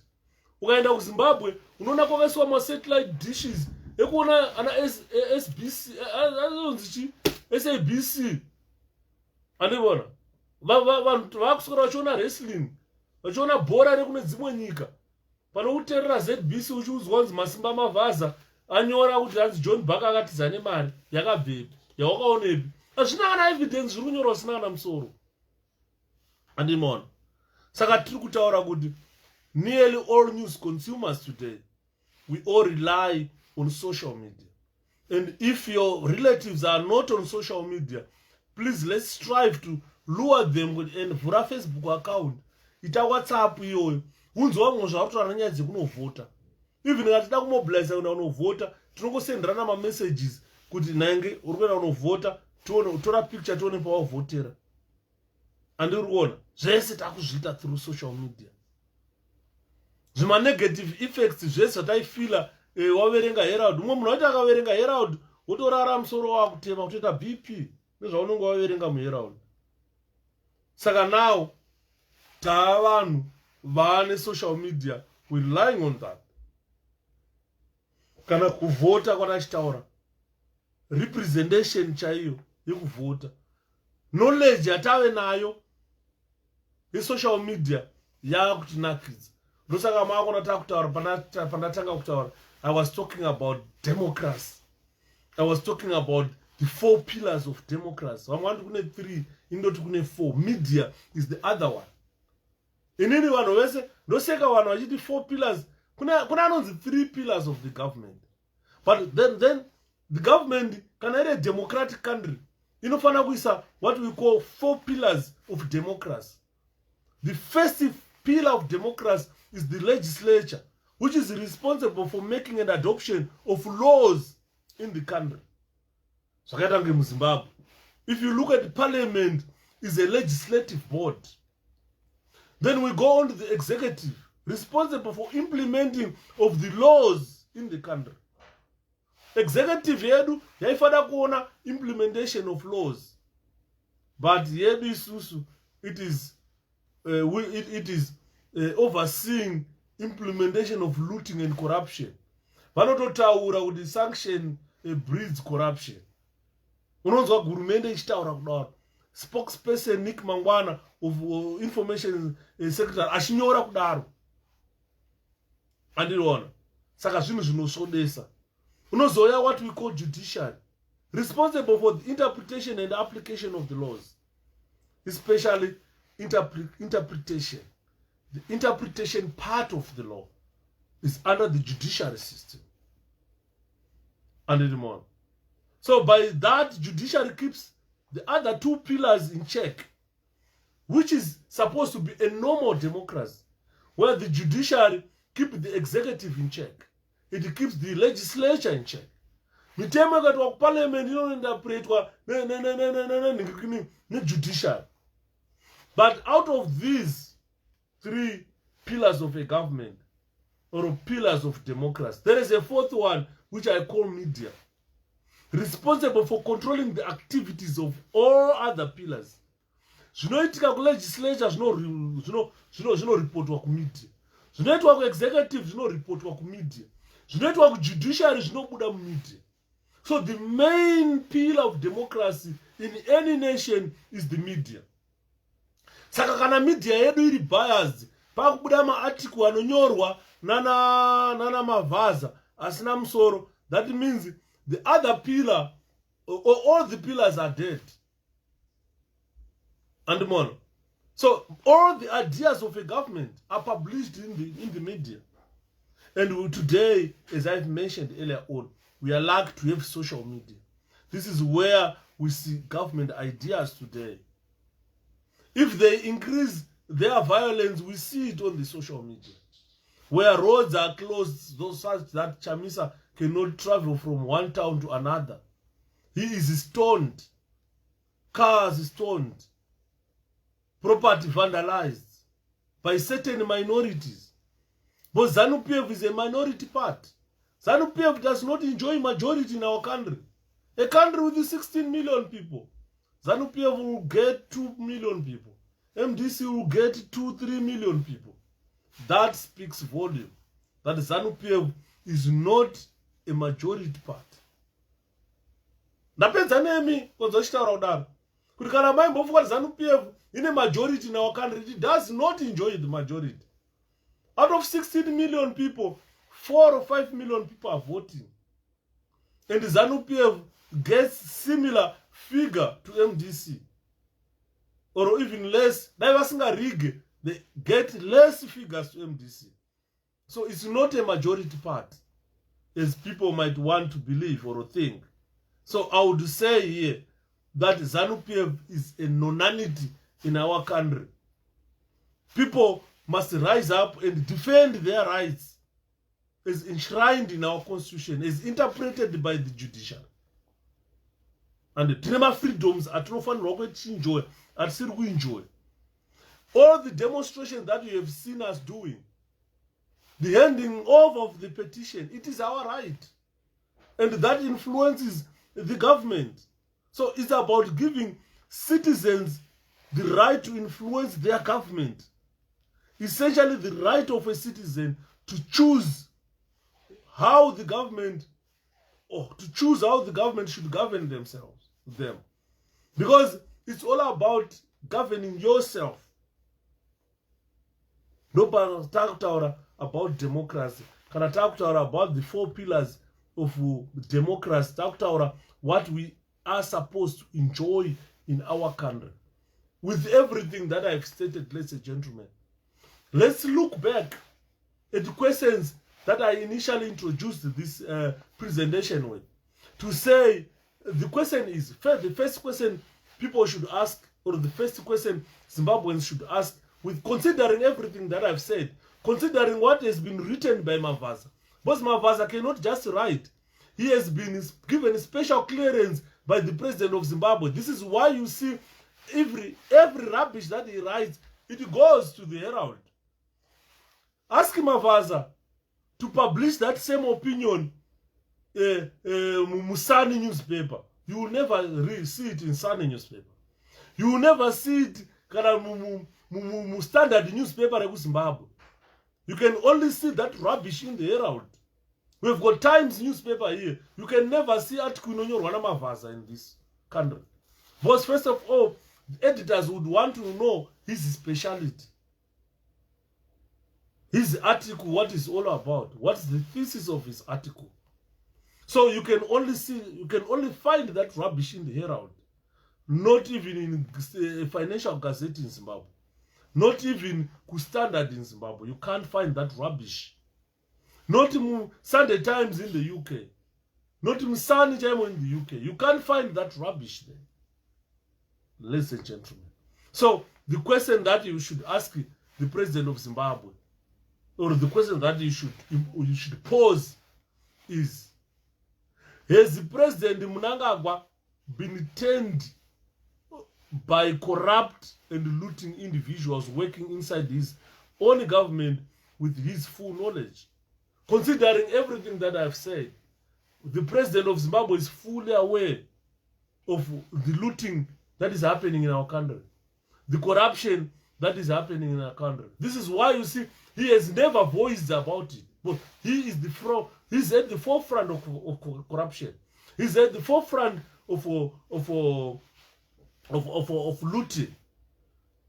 He's at the forefront, as he has been suggested in far too many quarters, that the president of Zimbabwe is at the forefront of corruption. He's the leader of the looting. This is why you see it's catch and release. Not even one can go to prison. So as a result, we've got brave children of our country, courageous people from Zimbabwe, who have chosen to grace such an occasion as demonstrating at the Zimbabwe embassy under a banner of law, under a banner of citizens of the country, under a banner that would bring every Zimbabwean aboard, whether you are ZANU-PF or not. And the people, what they are demanding is just an investigation of the president of Zimbabwe by the National Assembly. And that investigation is overdue.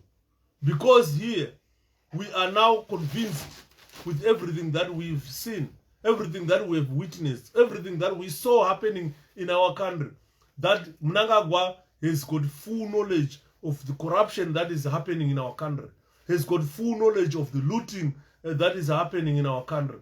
This is why you see he uses the judiciary even to acquit those thieves who surrounded him. And this was the theme when Mugabe was removed, that ZANU-PF and the army wants to deal with the thieves that surrounded Robert Mugabe. Little known that same thieves like Philip Chiango are the same thieves that would surround Emmerson Mnangagwa and continue to plunder our resources, continue to steal. So Mnangagwa has got full knowledge of whatever is happening in our country. A good example is to determine the extent to which 𝗪𝗃𝗃 himself has captured the presidents. Is also like, and turn the country into a state and the presidents a nest of corruption. The president himself or the presidents is a nest of corruption. 𝗃𝘃𝗃𝗃 has managed to capture that. He has captured the presidents. He has created a nest of corruption.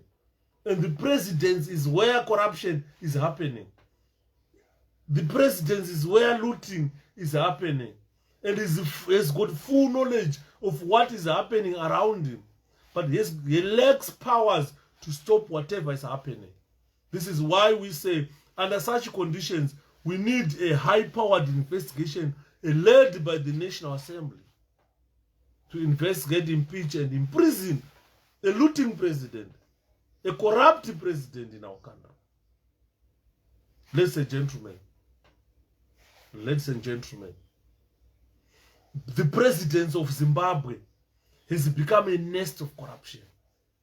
The president of Zimbabwe has become a nest of looting. Organizations operate under his name.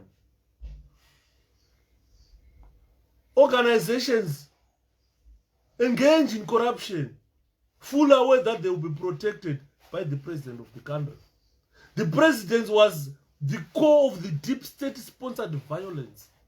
The killings that we witnessed in 2018, the killings that we witnessed in 2019, the killings in 2008, and the killings in Matabeleland itself. So this is why we are saying everything that is happening in our country, especially in the presidents of our country, is in full, it has got full knowledge of that, which should lead to an investigation and possibly an impeachment that will result in him being imprisoned. This is serious, ladies and gentlemen. We must consider this seriously. This is state capture. This is the highest act of war against a nation. Hakuna hondo inopfuura state capture. This is serious. Believe me. State capture is the highest act of war against any nation. It is running a military dictatorship. That military dictatorship has resulted in too many failures. His administration has presided over looting and corruption. And it has been marred by too many rebellions, if you look at it. Ladies and gentlemen, we have got a national security that doesn't even know their duties, which doesn't even work. If we have got a working national security, I don't think there will be corruption in our country. I don't think there will be looting in Zimbabwe. Because if you have got a working national security, a good example of the Central Intelligence Organization, they could have put many layers to prevent corruption in our country, to prevent even state capture in our country, to protect the nation against these marauding thieves, to protect the nation against the kidnap of a country. Zimbabwe has been kidnapped. This is why Zimbabweans cannot say anything. The country is being raped by these looting thugs. The country has been abducted. Zimbabwe has been abducted. It's being raped. And then Murgona. Kana my musingaone. This is the time to see, guys. Our country has been abducted. Our country is being raped. Nyika yedu iri kurepwa nembavha. Nyika yedu kurepwa nevanhu vari corrupt. People who are looting, who are being led by the president. All the looting, the president is aware of it. All the corruption, the president is aware of it. Despite him going into 2000 election, I thought zero tolerance of corruption. 1-2 years down the line, he is the man at the forefront of corruption. And they cry sanction under those conditions. And in Murgona. So he has created a haven. He has created a nest to nest corrupt individuals. Nosaka Murgona, nyika yeZimbabwe, haina kwainobudirira. Nyika yedu iri kufane stress. The country is dying from stress. Dari munhu Zimbabwe takafusira kudhara. Because if you look at part of the signs of presidents under capture, or part of the signs under increasing stress in Zimbabwe, is where the clergy people or the clergymen board a hired plane, come to the UK to present nonsense to Archbishop of Canterbury. This is why you see when our president returned to Zimbabwe, he sounded a little crazy. Mandu, Mandu, Mandu, Mandu, Mandu. 42 years down the line, he's still backing Mandu, sounding crazy, talking about Mandu enemy. 42 years down the line, because of you failed to develop our country. Today, Urukuona Sekumaramara Road is a development that should have been done in 1980. All these roads today should have been done. We should have been done in a road. 42 years, I see no way to a road in Madam. I see no way to a gates 42 years of independence. We should have done that long time ago. My gates are now.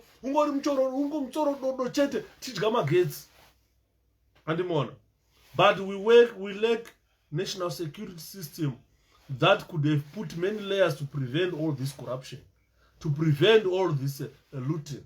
Instead, looting into CIO, destruction of a country done by the CIOs, done by the soldiers. Something surprising. We try to democracy. We elect members of parliament in the National Assembly. Emerson Mnangagwa, Gwanda is a Douglas Monzora. How much do you want? Oh, Gwanda is a Kupe. When Kupe said Mnangagwa is probably the wisest person she has ever met, she was right.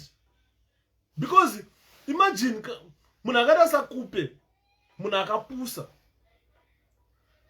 Asikakwanise kubhita the crocodile kufunga. Anodaizwa unzwi yapano tukupe motikari, o mari, o makopo nefuel. Kana udanda kwanda kuenda unongoenda paCMD unomwa fuel makopo na. Obvious anototaura kuti Mnangagwa is the wisest man ever. Akakwanisa kumita koni kusiya opposition politics kunojoina ZANU. Vana lile ntoma obvious vakaenda takatarisa so. Vachiudzwa nemafoni nana mondiwa kunzi manya kwa Mnangagwa kunopuwa motikari. Vakaenda takatarisa so. Ndosaka vachiti Idi Mnangagwa is the wisest man. Because they are stupid, these people. They are never wise. And they think being stupid, ukaona munhu ari stupid, ari more stupid of what is wiser than you. You understand what I mean?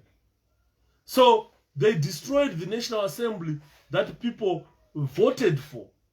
Until today, Zimbabwe, this is why I'm saying our country has been kidnapped.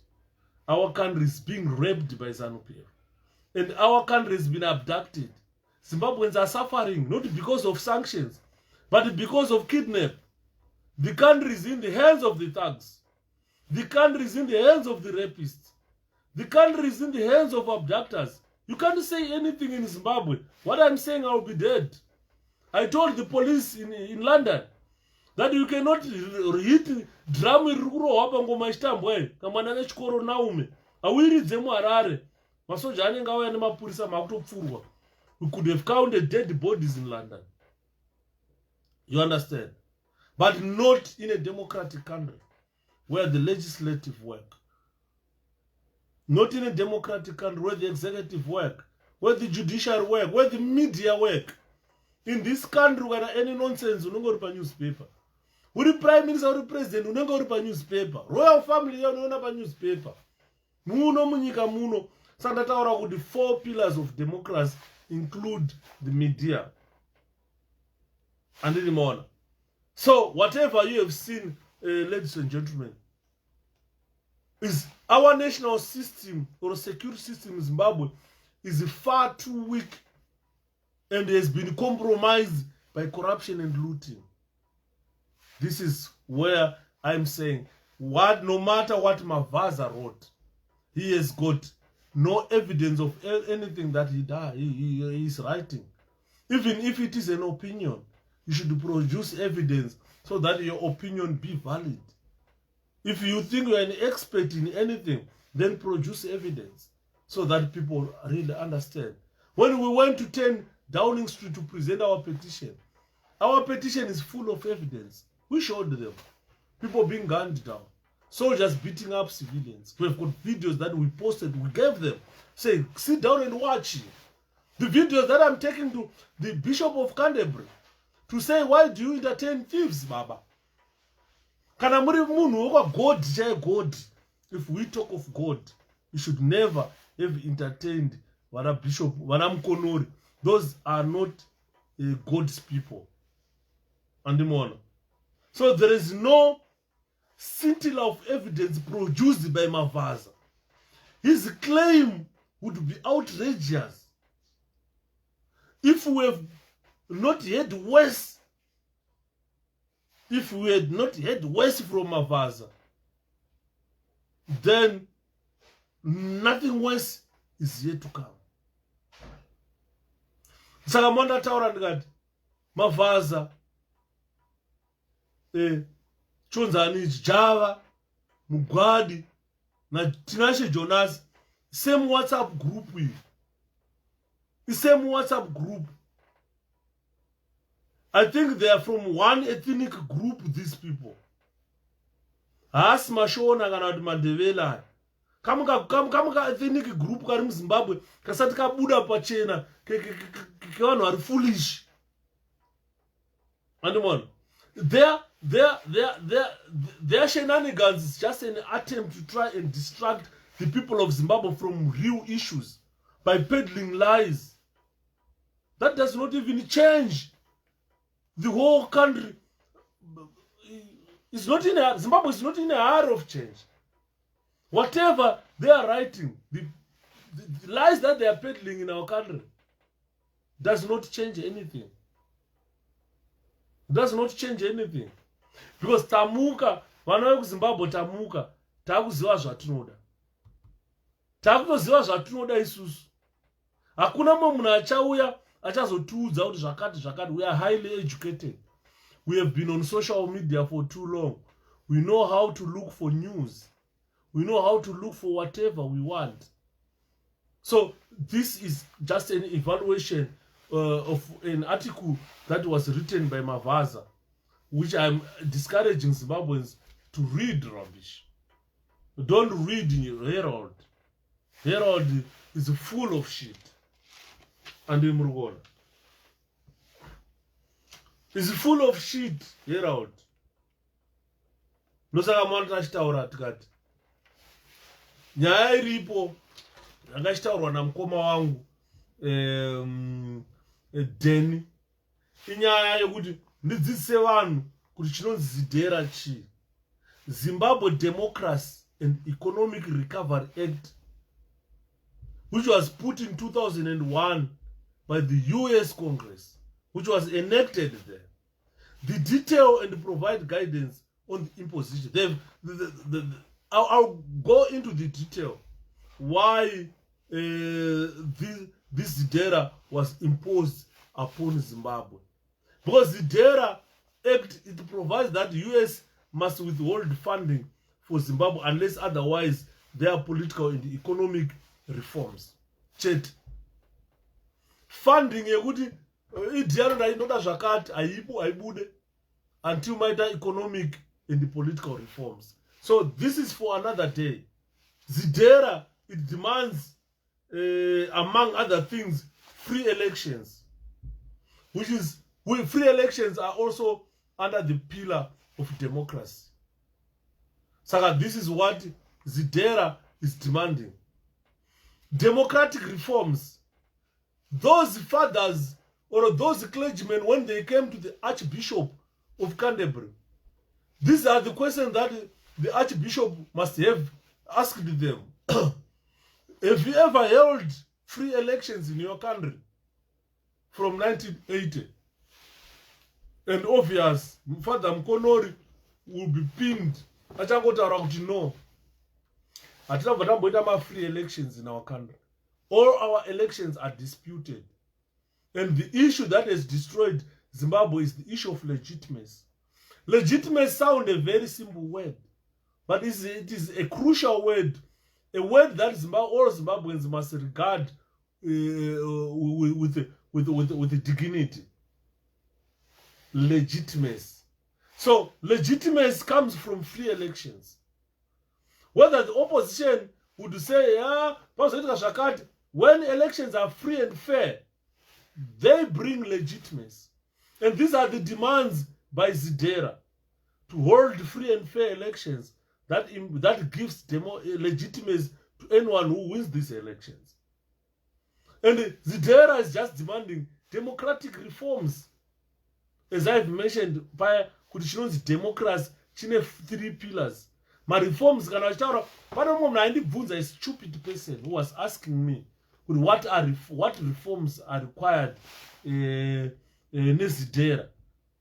Because when Zidera, people in Zidera, when they talk about democratic reforms, they are saying the legislature must reform. They are saying the executive must reform. The judiciary must reform. The media must reform. A very good example about the media reforms is we need to see Chamisa talking on ZBC. We need to see Chamisa achibuda pa news, achibuda pa newspaper mnana Herald. Achitaura zvaataura. Kwete kutaura opposite of what Chamisa has said. Ukaona Chamisa achibuda mu Herald, anobuda achitupa. Saka, chirikunzi democratic reforms is to open my airwaves to any political party. Tichiona ma programs MDC pa newspaper. Tichiona ma programs MDC pa ZTV. Tichinzwaona Chamisa achitaurawo pa ZTV. Saka kwanzwa Zidera achitaura about political reforms, they talk about this. And when a petition is presented before the Archbishop of Canterbury, these things must be clearly stated. That Zimbabwe has done political reforms and lay down what reforms they've done. Because democratic reforms are legislature reforms, executive reforms, judiciary reforms, media reforms. These are the reforms that are being demanded by Zidera. If you cannot reform on those pillars of democracy, then Zidera will remain in power. And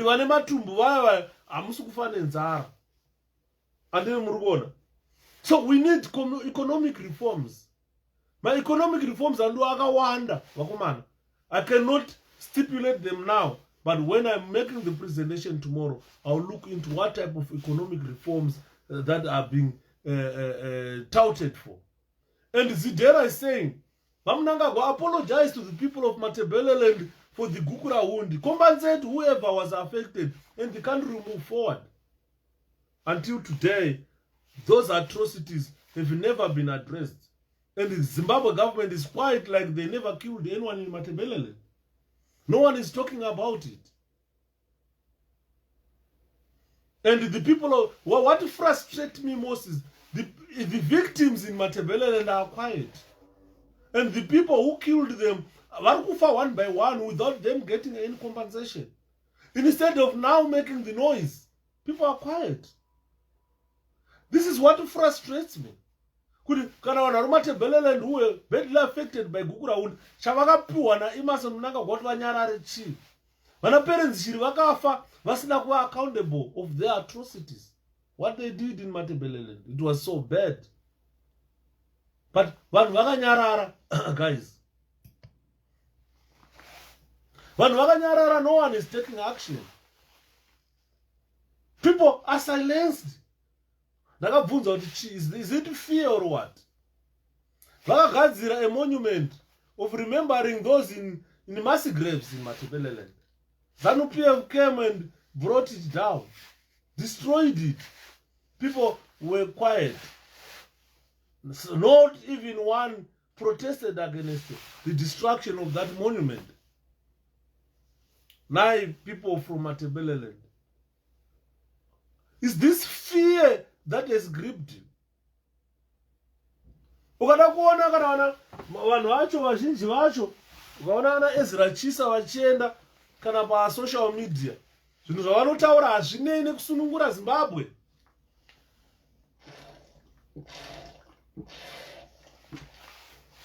Havasi kutaura zvekudhimanda compensation of the affected victims of rape. Hands people are afraid of being butchered. Atete, we are being butchered. Why are we afraid of? Because what like butchering yatutorowa izvozvo iri worse than butchering yaitwa kudhara. Eko zvino zvinoitwa live on Facebook. People being butchered takatarisa. People being tortured takatarisa. Andine muri kunzwa nyaya yatutaura. Saka tiri kutaura kuti zidhera iyi inofanirwa kuita sei kudiscusswa at length. And vari kunzi reformai, take the army or the military out of politics. They must never be involved in our elections. But ZANU-PF haisi kuda. Ande muri kuona.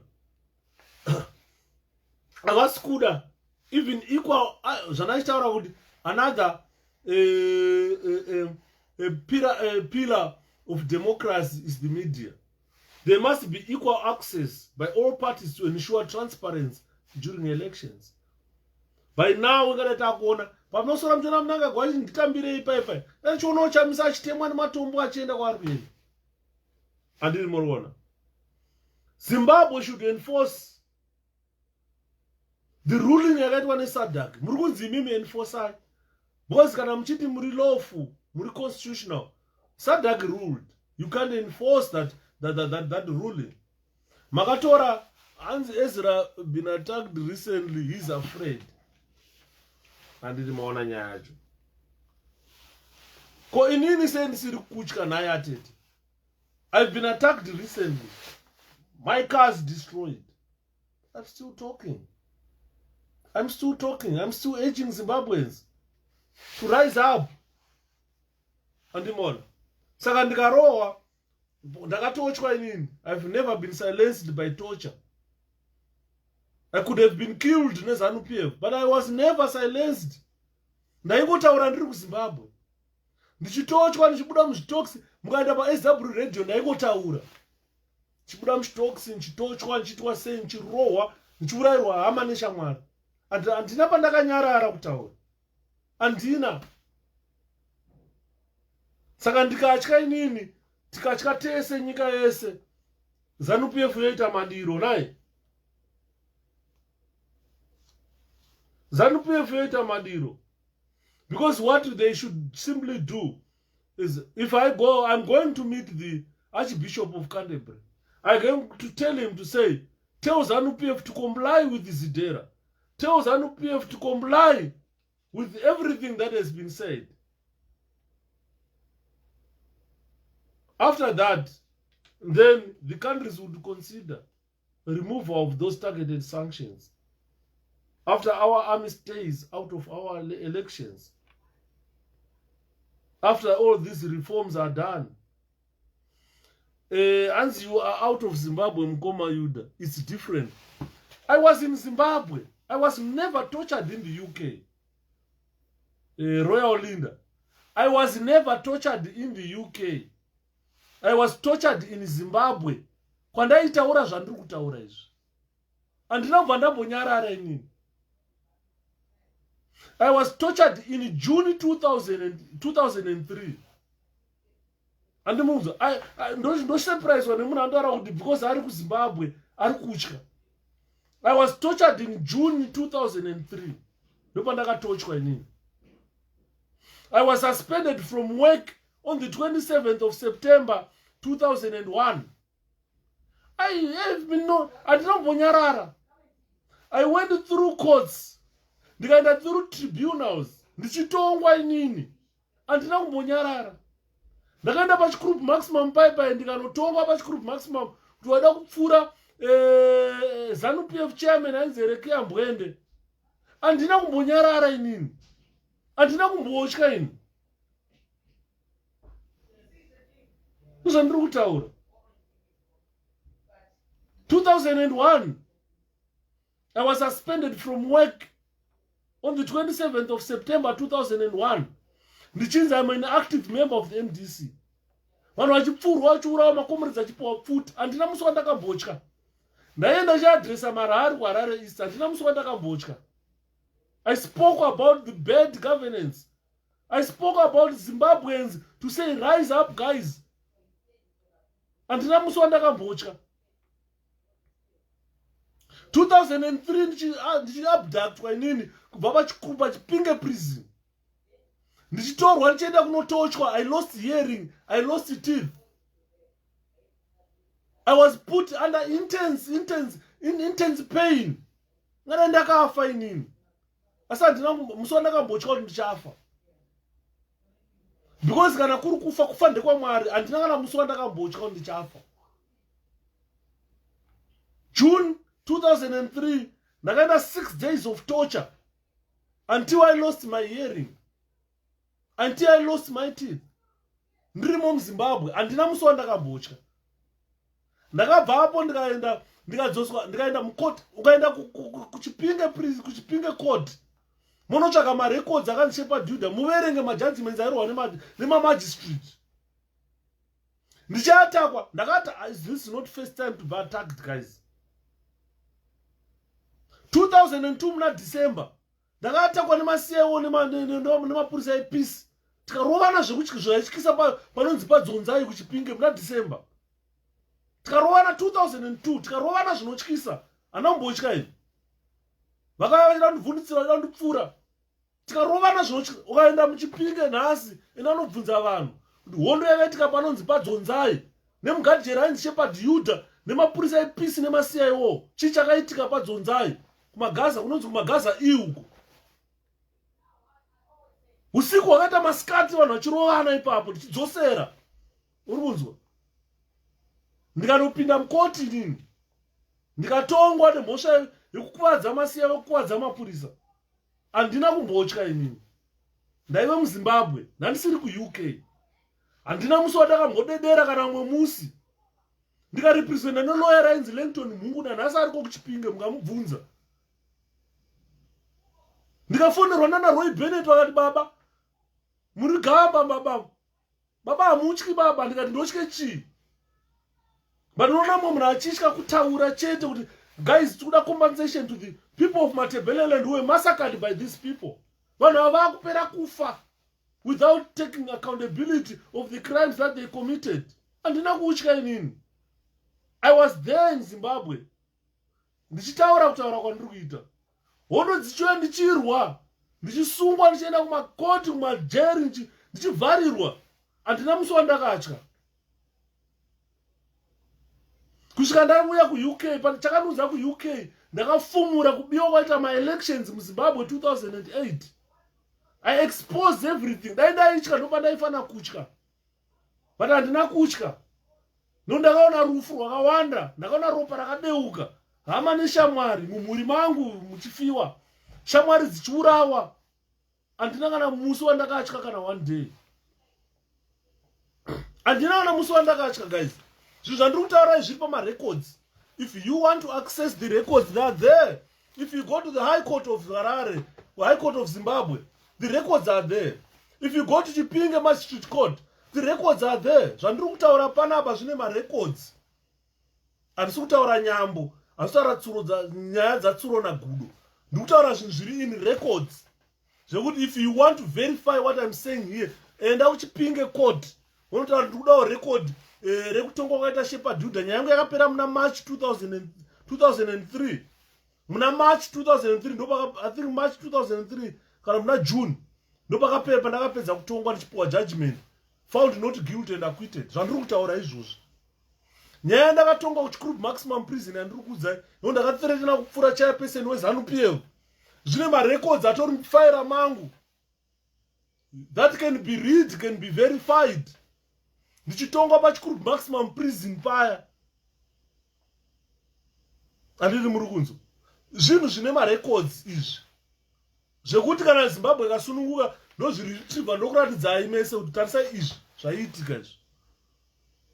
handina musi wandakambotya, not even one day. Handiri maona. Ndikasvika muno imotokari dzangu dzakatakwa muno mu-UK. My property was attacked, my life put in danger. Handina kana musi wandakambotya. Nanhasi handisi kutya. Nanhasi handityi. Nokuti kana ndichinzi ndichafa, hauvhare kufa nemaoko kudai. Asi zvibhagera. Kana uchifa unofa chete. Kana nguva yakwana yekufa yakwana, you can't evade it. Saka handina chandofanirwa kutya. Nokuti kana iri nguva yangu yekufa yandiri kufa iyo ndofa. Kana isiri nguva yangu yekufa ndinorarama zvekurarama kwandakaita kusvika ndasvika pandiri nhasi. Saka it's not an excuse yokuti munhu ari kuZimbabwe ari kutya kutaura kuti hanzi anotya kufa. It's not an excuse. Yokuti munhu ari kuZimbabwe ari kutya kudemonstrata achiti ari kutya kufa. It's not an excuse. Whether you demonstrate or whether you don't demonstrate, you still die. Whether you express your opinion, you still die. Death, murao wa Mwari. Hakuna, no one can stop death at all. You can't stop death. Ndakazwa rimwe benzi richiti ndakazonoparetwa, ndaraiti manje, ndandafa. Wanga wasati wakufa. Kana wanga wakwana nguva yekufa waifa. You can't run away from death. Saka, these are not excuses. Toshaya vanhu vanotaura the issues about Matabeleland. Toshaya vanhu vanotaura the issues about 2008 killings. Because people are just scared. They feel scared. Kutya. Kutya. Munyika yababa, kutya. And we become slaves of fear. Ndosaka tiri kutaura kuti zvinhu zvakaita saizvozvo ZANU-PF must reform. Must return to rule of law. Must subtract this fear from people. People must be free to do whatever they want in their country. We are not slaves in our country. Ndakachema ndichinzwa kuti hanzi vanhu vekumapurazi vari kupuwa $30 a month. Guys, unochema ukafunga kuti murume mukuru akaita saShepherd-Yudah ane mukadzi kuti unoroora kubvisa mari kuroora kuti mai mwana ndokuda handi ndinogara newe kubvisa pfuma notina mombe ndotora mukadzi wangu ndonoshanda papurazi ndohora $30 kupera kwemwedzi. $30 ndiri kushandira less than $7 a week. $7 a week. Varonzwa hanzi musivhu 7 ndari kupuwa bonus $700. Unotoona kuti kunyange vana Niki mangwana havatonyari kunyora baba. Havatonyari kunyora kuti macivil servants vari kupuwa bonus $700 US dollars.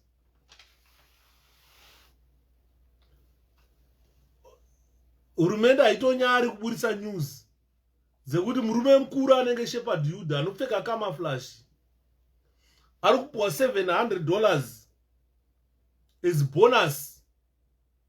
$700 US. Ndakaudza mumwe munhu kuti $700 imari inotambirwa munomu nanesi muno mu-UK per day.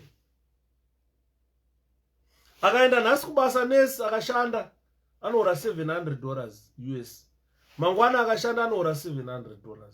Manesi muno mu-UK vanohora $700 a day. Akaenda panight ari kuhora $700 a day. Vanhu vanoshanda kuma-live-in munomu anohora more than that a day.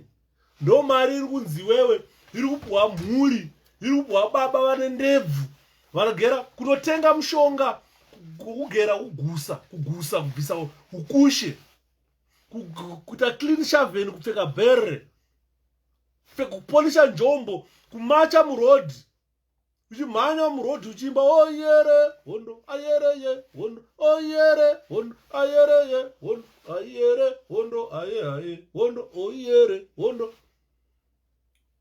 kusara uri murodhi uchimba pera kwemwedzi obvanzi takupa 13 check tokupa $700.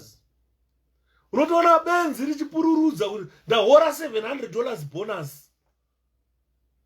itai mushe. Mauto eZimbabwe itai mushe. $700 honestly. Bonus. Wotofara kuti wahora mari inohorwa one day nemunhu mu-UK, one day. Kubuda panapo kuenda kubasa ndohora $700 one day. Ndo mari iri kuhorwa nemurume mukuru, obva atonzi bonus, takupa bonus, wotorembedza ndebvu kuti ndapiwa bonus. You guys are not serious about your life. Not serious at all. Unaona vachienda pa-airport, Harare airport kunoimba kuti 𝗓𝗃𝗀𝗃𝗀. Ndakaimbwa hanzi kwaona Dhakota rauya mai paita mutengesi samwe. Unonondiimba kuti ndiri mutengesi uchihora $700.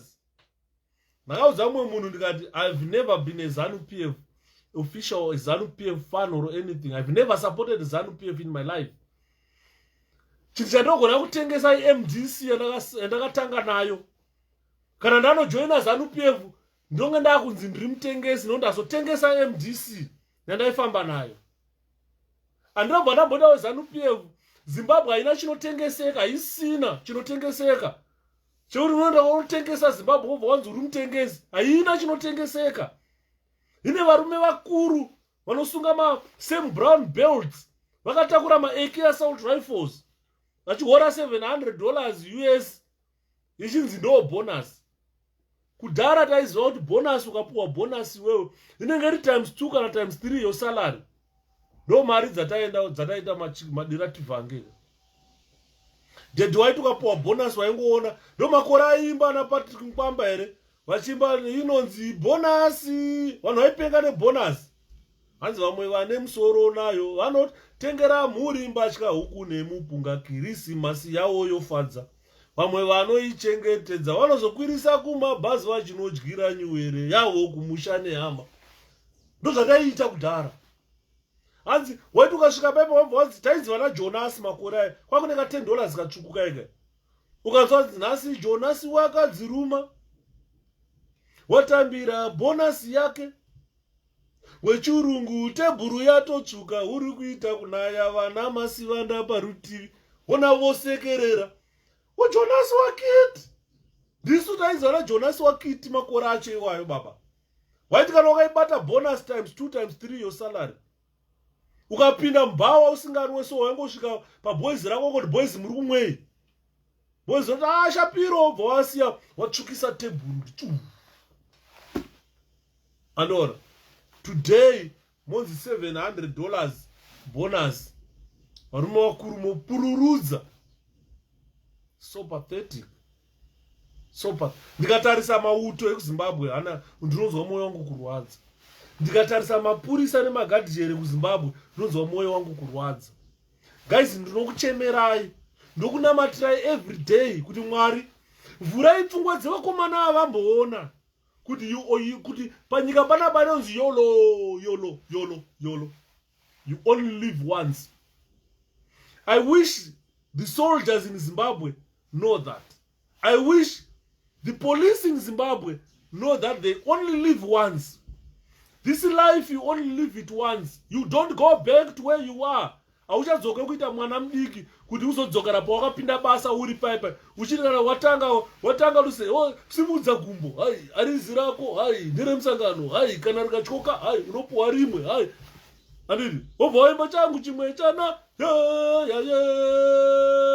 chakasara kuhondo, chakasara kupiko, chakasara kupiko, chakasara kuhondo, simudza gumbo. Opamberi apo, short step, okumashure, cover up, ipo pakati apa, same step, usimudza gumbo. Oh, here, aya, vanopata idaira wana Yudha. Kunoita here, aiwa uriwe komando, ona yakasarudzwa, ona kumirira nyika, ona zvinhu zvaipa, iwe komando here, aiwa, kunoita here, aiwa. Andiri, uchirwa road uchidzoka. Wopedza apo hora $700 as bonus. Guys, wake up. Ngati mukei, ngati onei. Muri kushandiswa mahara, uri kupera. Hurumende inengo recruiter. Vari kumusoro zvidhara zvazvibvi, zvinongoramba zviripo. Hurumende chiri kuita mwafana wacho uchipera uchibuda mugemu. vazhinji vacho vari kufama mushago vari mapopa pokugara hauna. Vakomana vazhinji vaiti vakabuda basa taenda navo kumusha uku vosvika kubvunza kuti kundarama akabva kupa kuti pana paive nemba yamai hapachina kana structure yemba iripo. Tosiya tarova tende topicha tende tora zvinhu toisa imomo mvura ikana inokuona urimo. Pauchatanga kunotsvaga muti wokutanga kuti unoda kuvaka kamba keuswa usogara. Posokupa 2 months 3 months totukazotora tende yedu hauna pekugara. Kamari kaunenge wakupuwa as pension hakana chakanotenga. Uri kufarira $700 is bonus. Mari inoorwa kuenda kuAmerica nesi anohora iyoyo 1 shift yanesi $700 plus. Iyo ndo mari ari kufarira 13th check gore rese uchishanda. Pendi inopera uchura uzutu salikawe kawe. Pendi inopera pe. Unaona pendi ndanga yaro ane bazuka pakatamba kutsatsauka so. Taiti kana takunotamba bhora taizviona isusu. Takunotamba bhora murume mukuru baba anotadza kumura trouser kuti apfeke short rebhora. Nebhururu wangu mwana kana vanhu vaiva kuprison yakati gore ripi mina ndondifunge. Yakati 2000 ndakukanganwa. Haive shamwari yangu iye aitamba bhora raityisa murume. Aitanga kusikidza akakuti sikiso ndojamba chete. Baba tapinda muground paya. Mamai akaungana tiri kuimbirwa. Tiri kuimbirwa dedi. Ground rakazara so tiri kumanya muground. Taimanya moto wana Yudha kuti chesa bhora so baba uchibuda madefenders so ndake pfuti. Taimbirwa. Bururu wangu ameno tichi chakaitika. Takaona wana mai vaseka. Vakadzi vakatiza. Kuti chii zvikanza zvataona panapa satamboziona kuground. Andiri kuona. Apa ipendi yakabharuka yakatsatsauka. Saka ndo vazhinjiwo pana. Ukaenda pane masoja ekuZimbabwe ukati panapa cha ngatibvisei mabhurugwa atione. Baba unoona mapendi mamwe kuti unofunga kuti munhu yakafa here anopfeka pendi yakadai. Zvakaora zvakatsatsauka hauna mari yekuzvitengera pendi. You can't afford the pen. Wofarira bonus ye700. Mapaindi mangani. Dai vakatarisa doro raimwiwa kuno kuUK, whisky yakatengerwa munangagwa kuti anwe whisky. Bhodhoro 1 rewhisky raita 3,000 US. 3,000 pounds bhodhoro rewhisky 1. Iwe uri kupuwa bonus ye700. President wako ari kuenda kuUK unomwa bhodhoro rewhisky re3,000. Ndopaunonyatsokuona kuti you are not being valued. Dai vakatora 3,000 iwe vakakupa iwewe kuti iwewe ini ndomwa doro re700 iwewe ndokupa 3,000 waitoti haiwa waifara kuti mugadzero wese wandikutarisira nhasi kana mupurisa kana musoja I expect kuti apiwe bonus ye3,000 plus. Minimum bonus inofanira kupiwa musoja i3,000 zvikwira. Minimum must be 3,000. Kwele unyorwa unzi maximum bonus 700. President wako ari kuya kuUK ari kumwa doro 1 bhodhoro re3,000 pounds. Iwewe musoja anochengeta nyika uri kupuwa bonus ye$700. Ubva wafara. Ubva wanzi pay yako iwe in RTGS. Ubva wafara. Ipapo ndopa ndokuimbira dirihora iro vanogara mudiriwo. Dirihora rembanje vanogara mudiriwo. Dirihora iro vanogara mudiriwo. Dirihora rembanje vanogara mudiriwo. Vakomana vanogara mudiriwo. Dirihora rembanje vanogara mudiriwo. Usatambe navo vanogara mudiriwo. Dirihora rembanje vanogara mudiriwo. Dirihora vakomana mudiriwo. Dirihora rembanje vanogara mudiriwo. Dirihora iro vanogara mudiriwo. Dirihora rembanje vanogara mudiriwo. Vakomana vanogara mudiriwo. Dirihora rembanje vanogara mudiriwo. Usatambe navo vanogara mudiriwo. Dirihora rembanje nogara mudiriwo. Dirihora vakomana Dirihora rembanje.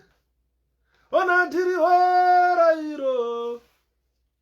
Dirihora rembanje. Garam diriho. Vakomana vano garam diriho. Dirihora rembanje.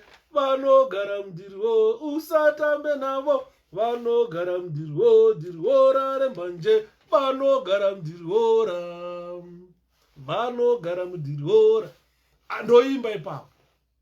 Nekuti kana ndakatarisa upenyu hwemasoja eZimbabwe, upenyu hwemapurisa eZimbabwe, magadhijeni nevakufana veAir Force vaya, ndinonzwa misodzi yangu kubuda kuti why are they being held slaves? Why are they accepting slavery in this modern age? Ladies and gentlemen, this is, they give excellent service to the nation. These are people who have devoted to say we are going to save our nation. We have taken an oath of patriotism to say they are going to save the nation. We have given service, quality service to the country. Some of them have grown with the service to make sure that they in turn get a sound reward or a financial reward. But these guys have got nothing to eat. Kutenga penda havasi kukwanisa. Vana vavo havasi kuenda kuzvikoro. And they must wake up, ladies and gentlemen. Ngatimukei. Ngatimbomukai shomanini. Timbomuka, timboona Zimbabwe senyika yedu. Taurirai vamunangagwa kuti chimbozvisai mubhutsu dzemusoja. Ari kuswera pa 𝗘𝗃6 akamira akatakura pfuti akagadha amari. Akagadha pagedhi paya achiporisha bhutsu achinzi ari pabasa 8 hours munhu ari pabasa. Wapedza apo mumpa RTGS isingakwana kutenga kana sweet. Ngavambozviisa mutsoka dzevarume vandiri kutaura. Vaone kuti kupera kwomwedzi mari yavari kuvapa iri kukwana here kuti vadye. Andinimaona. Inini ndonzwa tsitsi zvikuru kana ndakatarisa mauto edu enyika yeZimbabwe. Kuti vakomana ava, they should be clear to the government. They should set objectives that are achievable. To say, look, isusu, we are the soldiers in this country. Andinimaona. Saka kana vangota vanga vayeuchidza vakuru kuti ndisi mauto eZimbabwe, vapedza. Vakuru vochiacta. Because financial reward for our hard-working soldiers is zero. Totally zero. Totally zero. Hakuna mari yavari kuura vafana vari kufa nenzara. Kana vafa nenzara vakapuwa ka $700 konzi ibonus vanobva vafara. $700 iyoyo haina chainovaitira, haina kwavanoenda nayo. Andimuri kuona. Saka it's a daunting task for the government of Zimbabwe to consider. Kwete imagine kuti vanosarudza kuuya nevanhu 193 or more in a chartered plane which costs about 3 or 5 million to charter, to come to the UK to meet Archbishop of Canterbury and say nothing. They charter plane to come and drink alcohol, to come and drink whiskey in this country, whilst you guys are starving. Andimona. Saka mwana ndiri kutaura kuti treatment yamuri kupa hurumende zanu iyo ichikubatai nekuseri kwezanja, kuseri kweruoko, mbofungai kaviri katatu. Andinimaona. Saka inini aiwa ndapedza. Kwanhasi ndataura. Ane nzeve dzekunzwa anzwa. Kana pana asina kunzwa zvandataura, it's all up to you, ladies and gentlemen. Motaurira Mavaza kuti hanzi naYudha, mdara zvamonyora izvi, it's just rubbish, it's nonsense. Hazvina any substance to our country. Our country is a starving country. Kana iri a starving country, ikandri inoda yakuda Mwari. Ikandri Zimbabwe yakuda Mwari. Yakuda Mwari. Kana pashaika Mwari, ameno kuti chii chichazoitika mangwana. Musazotaura kuti ndana Shepherd vakazodai tozoimbwa pa international airport. Tichimbwa nevanhu vasingakwanisi kuzvitengera pendi. Kuti kuna vanhu vakawanda vanenge vasingakwanisi kuzvitengera mapendi. Wana musoja achitadza kutenga nduwe pakaipa. Musoja achitadza kuzvitengera nduwe pakaipa hapana kumira zvakanaka. Andimona. Masoja edu ekuZimbabwe haasi kukwanisa kurarama upenyu hwavanoda. Saka tiri kutaura kuti kana vachida vanondifonera wafanawo ndovataurira kuti chii chinofanirwa kuve chichiitika.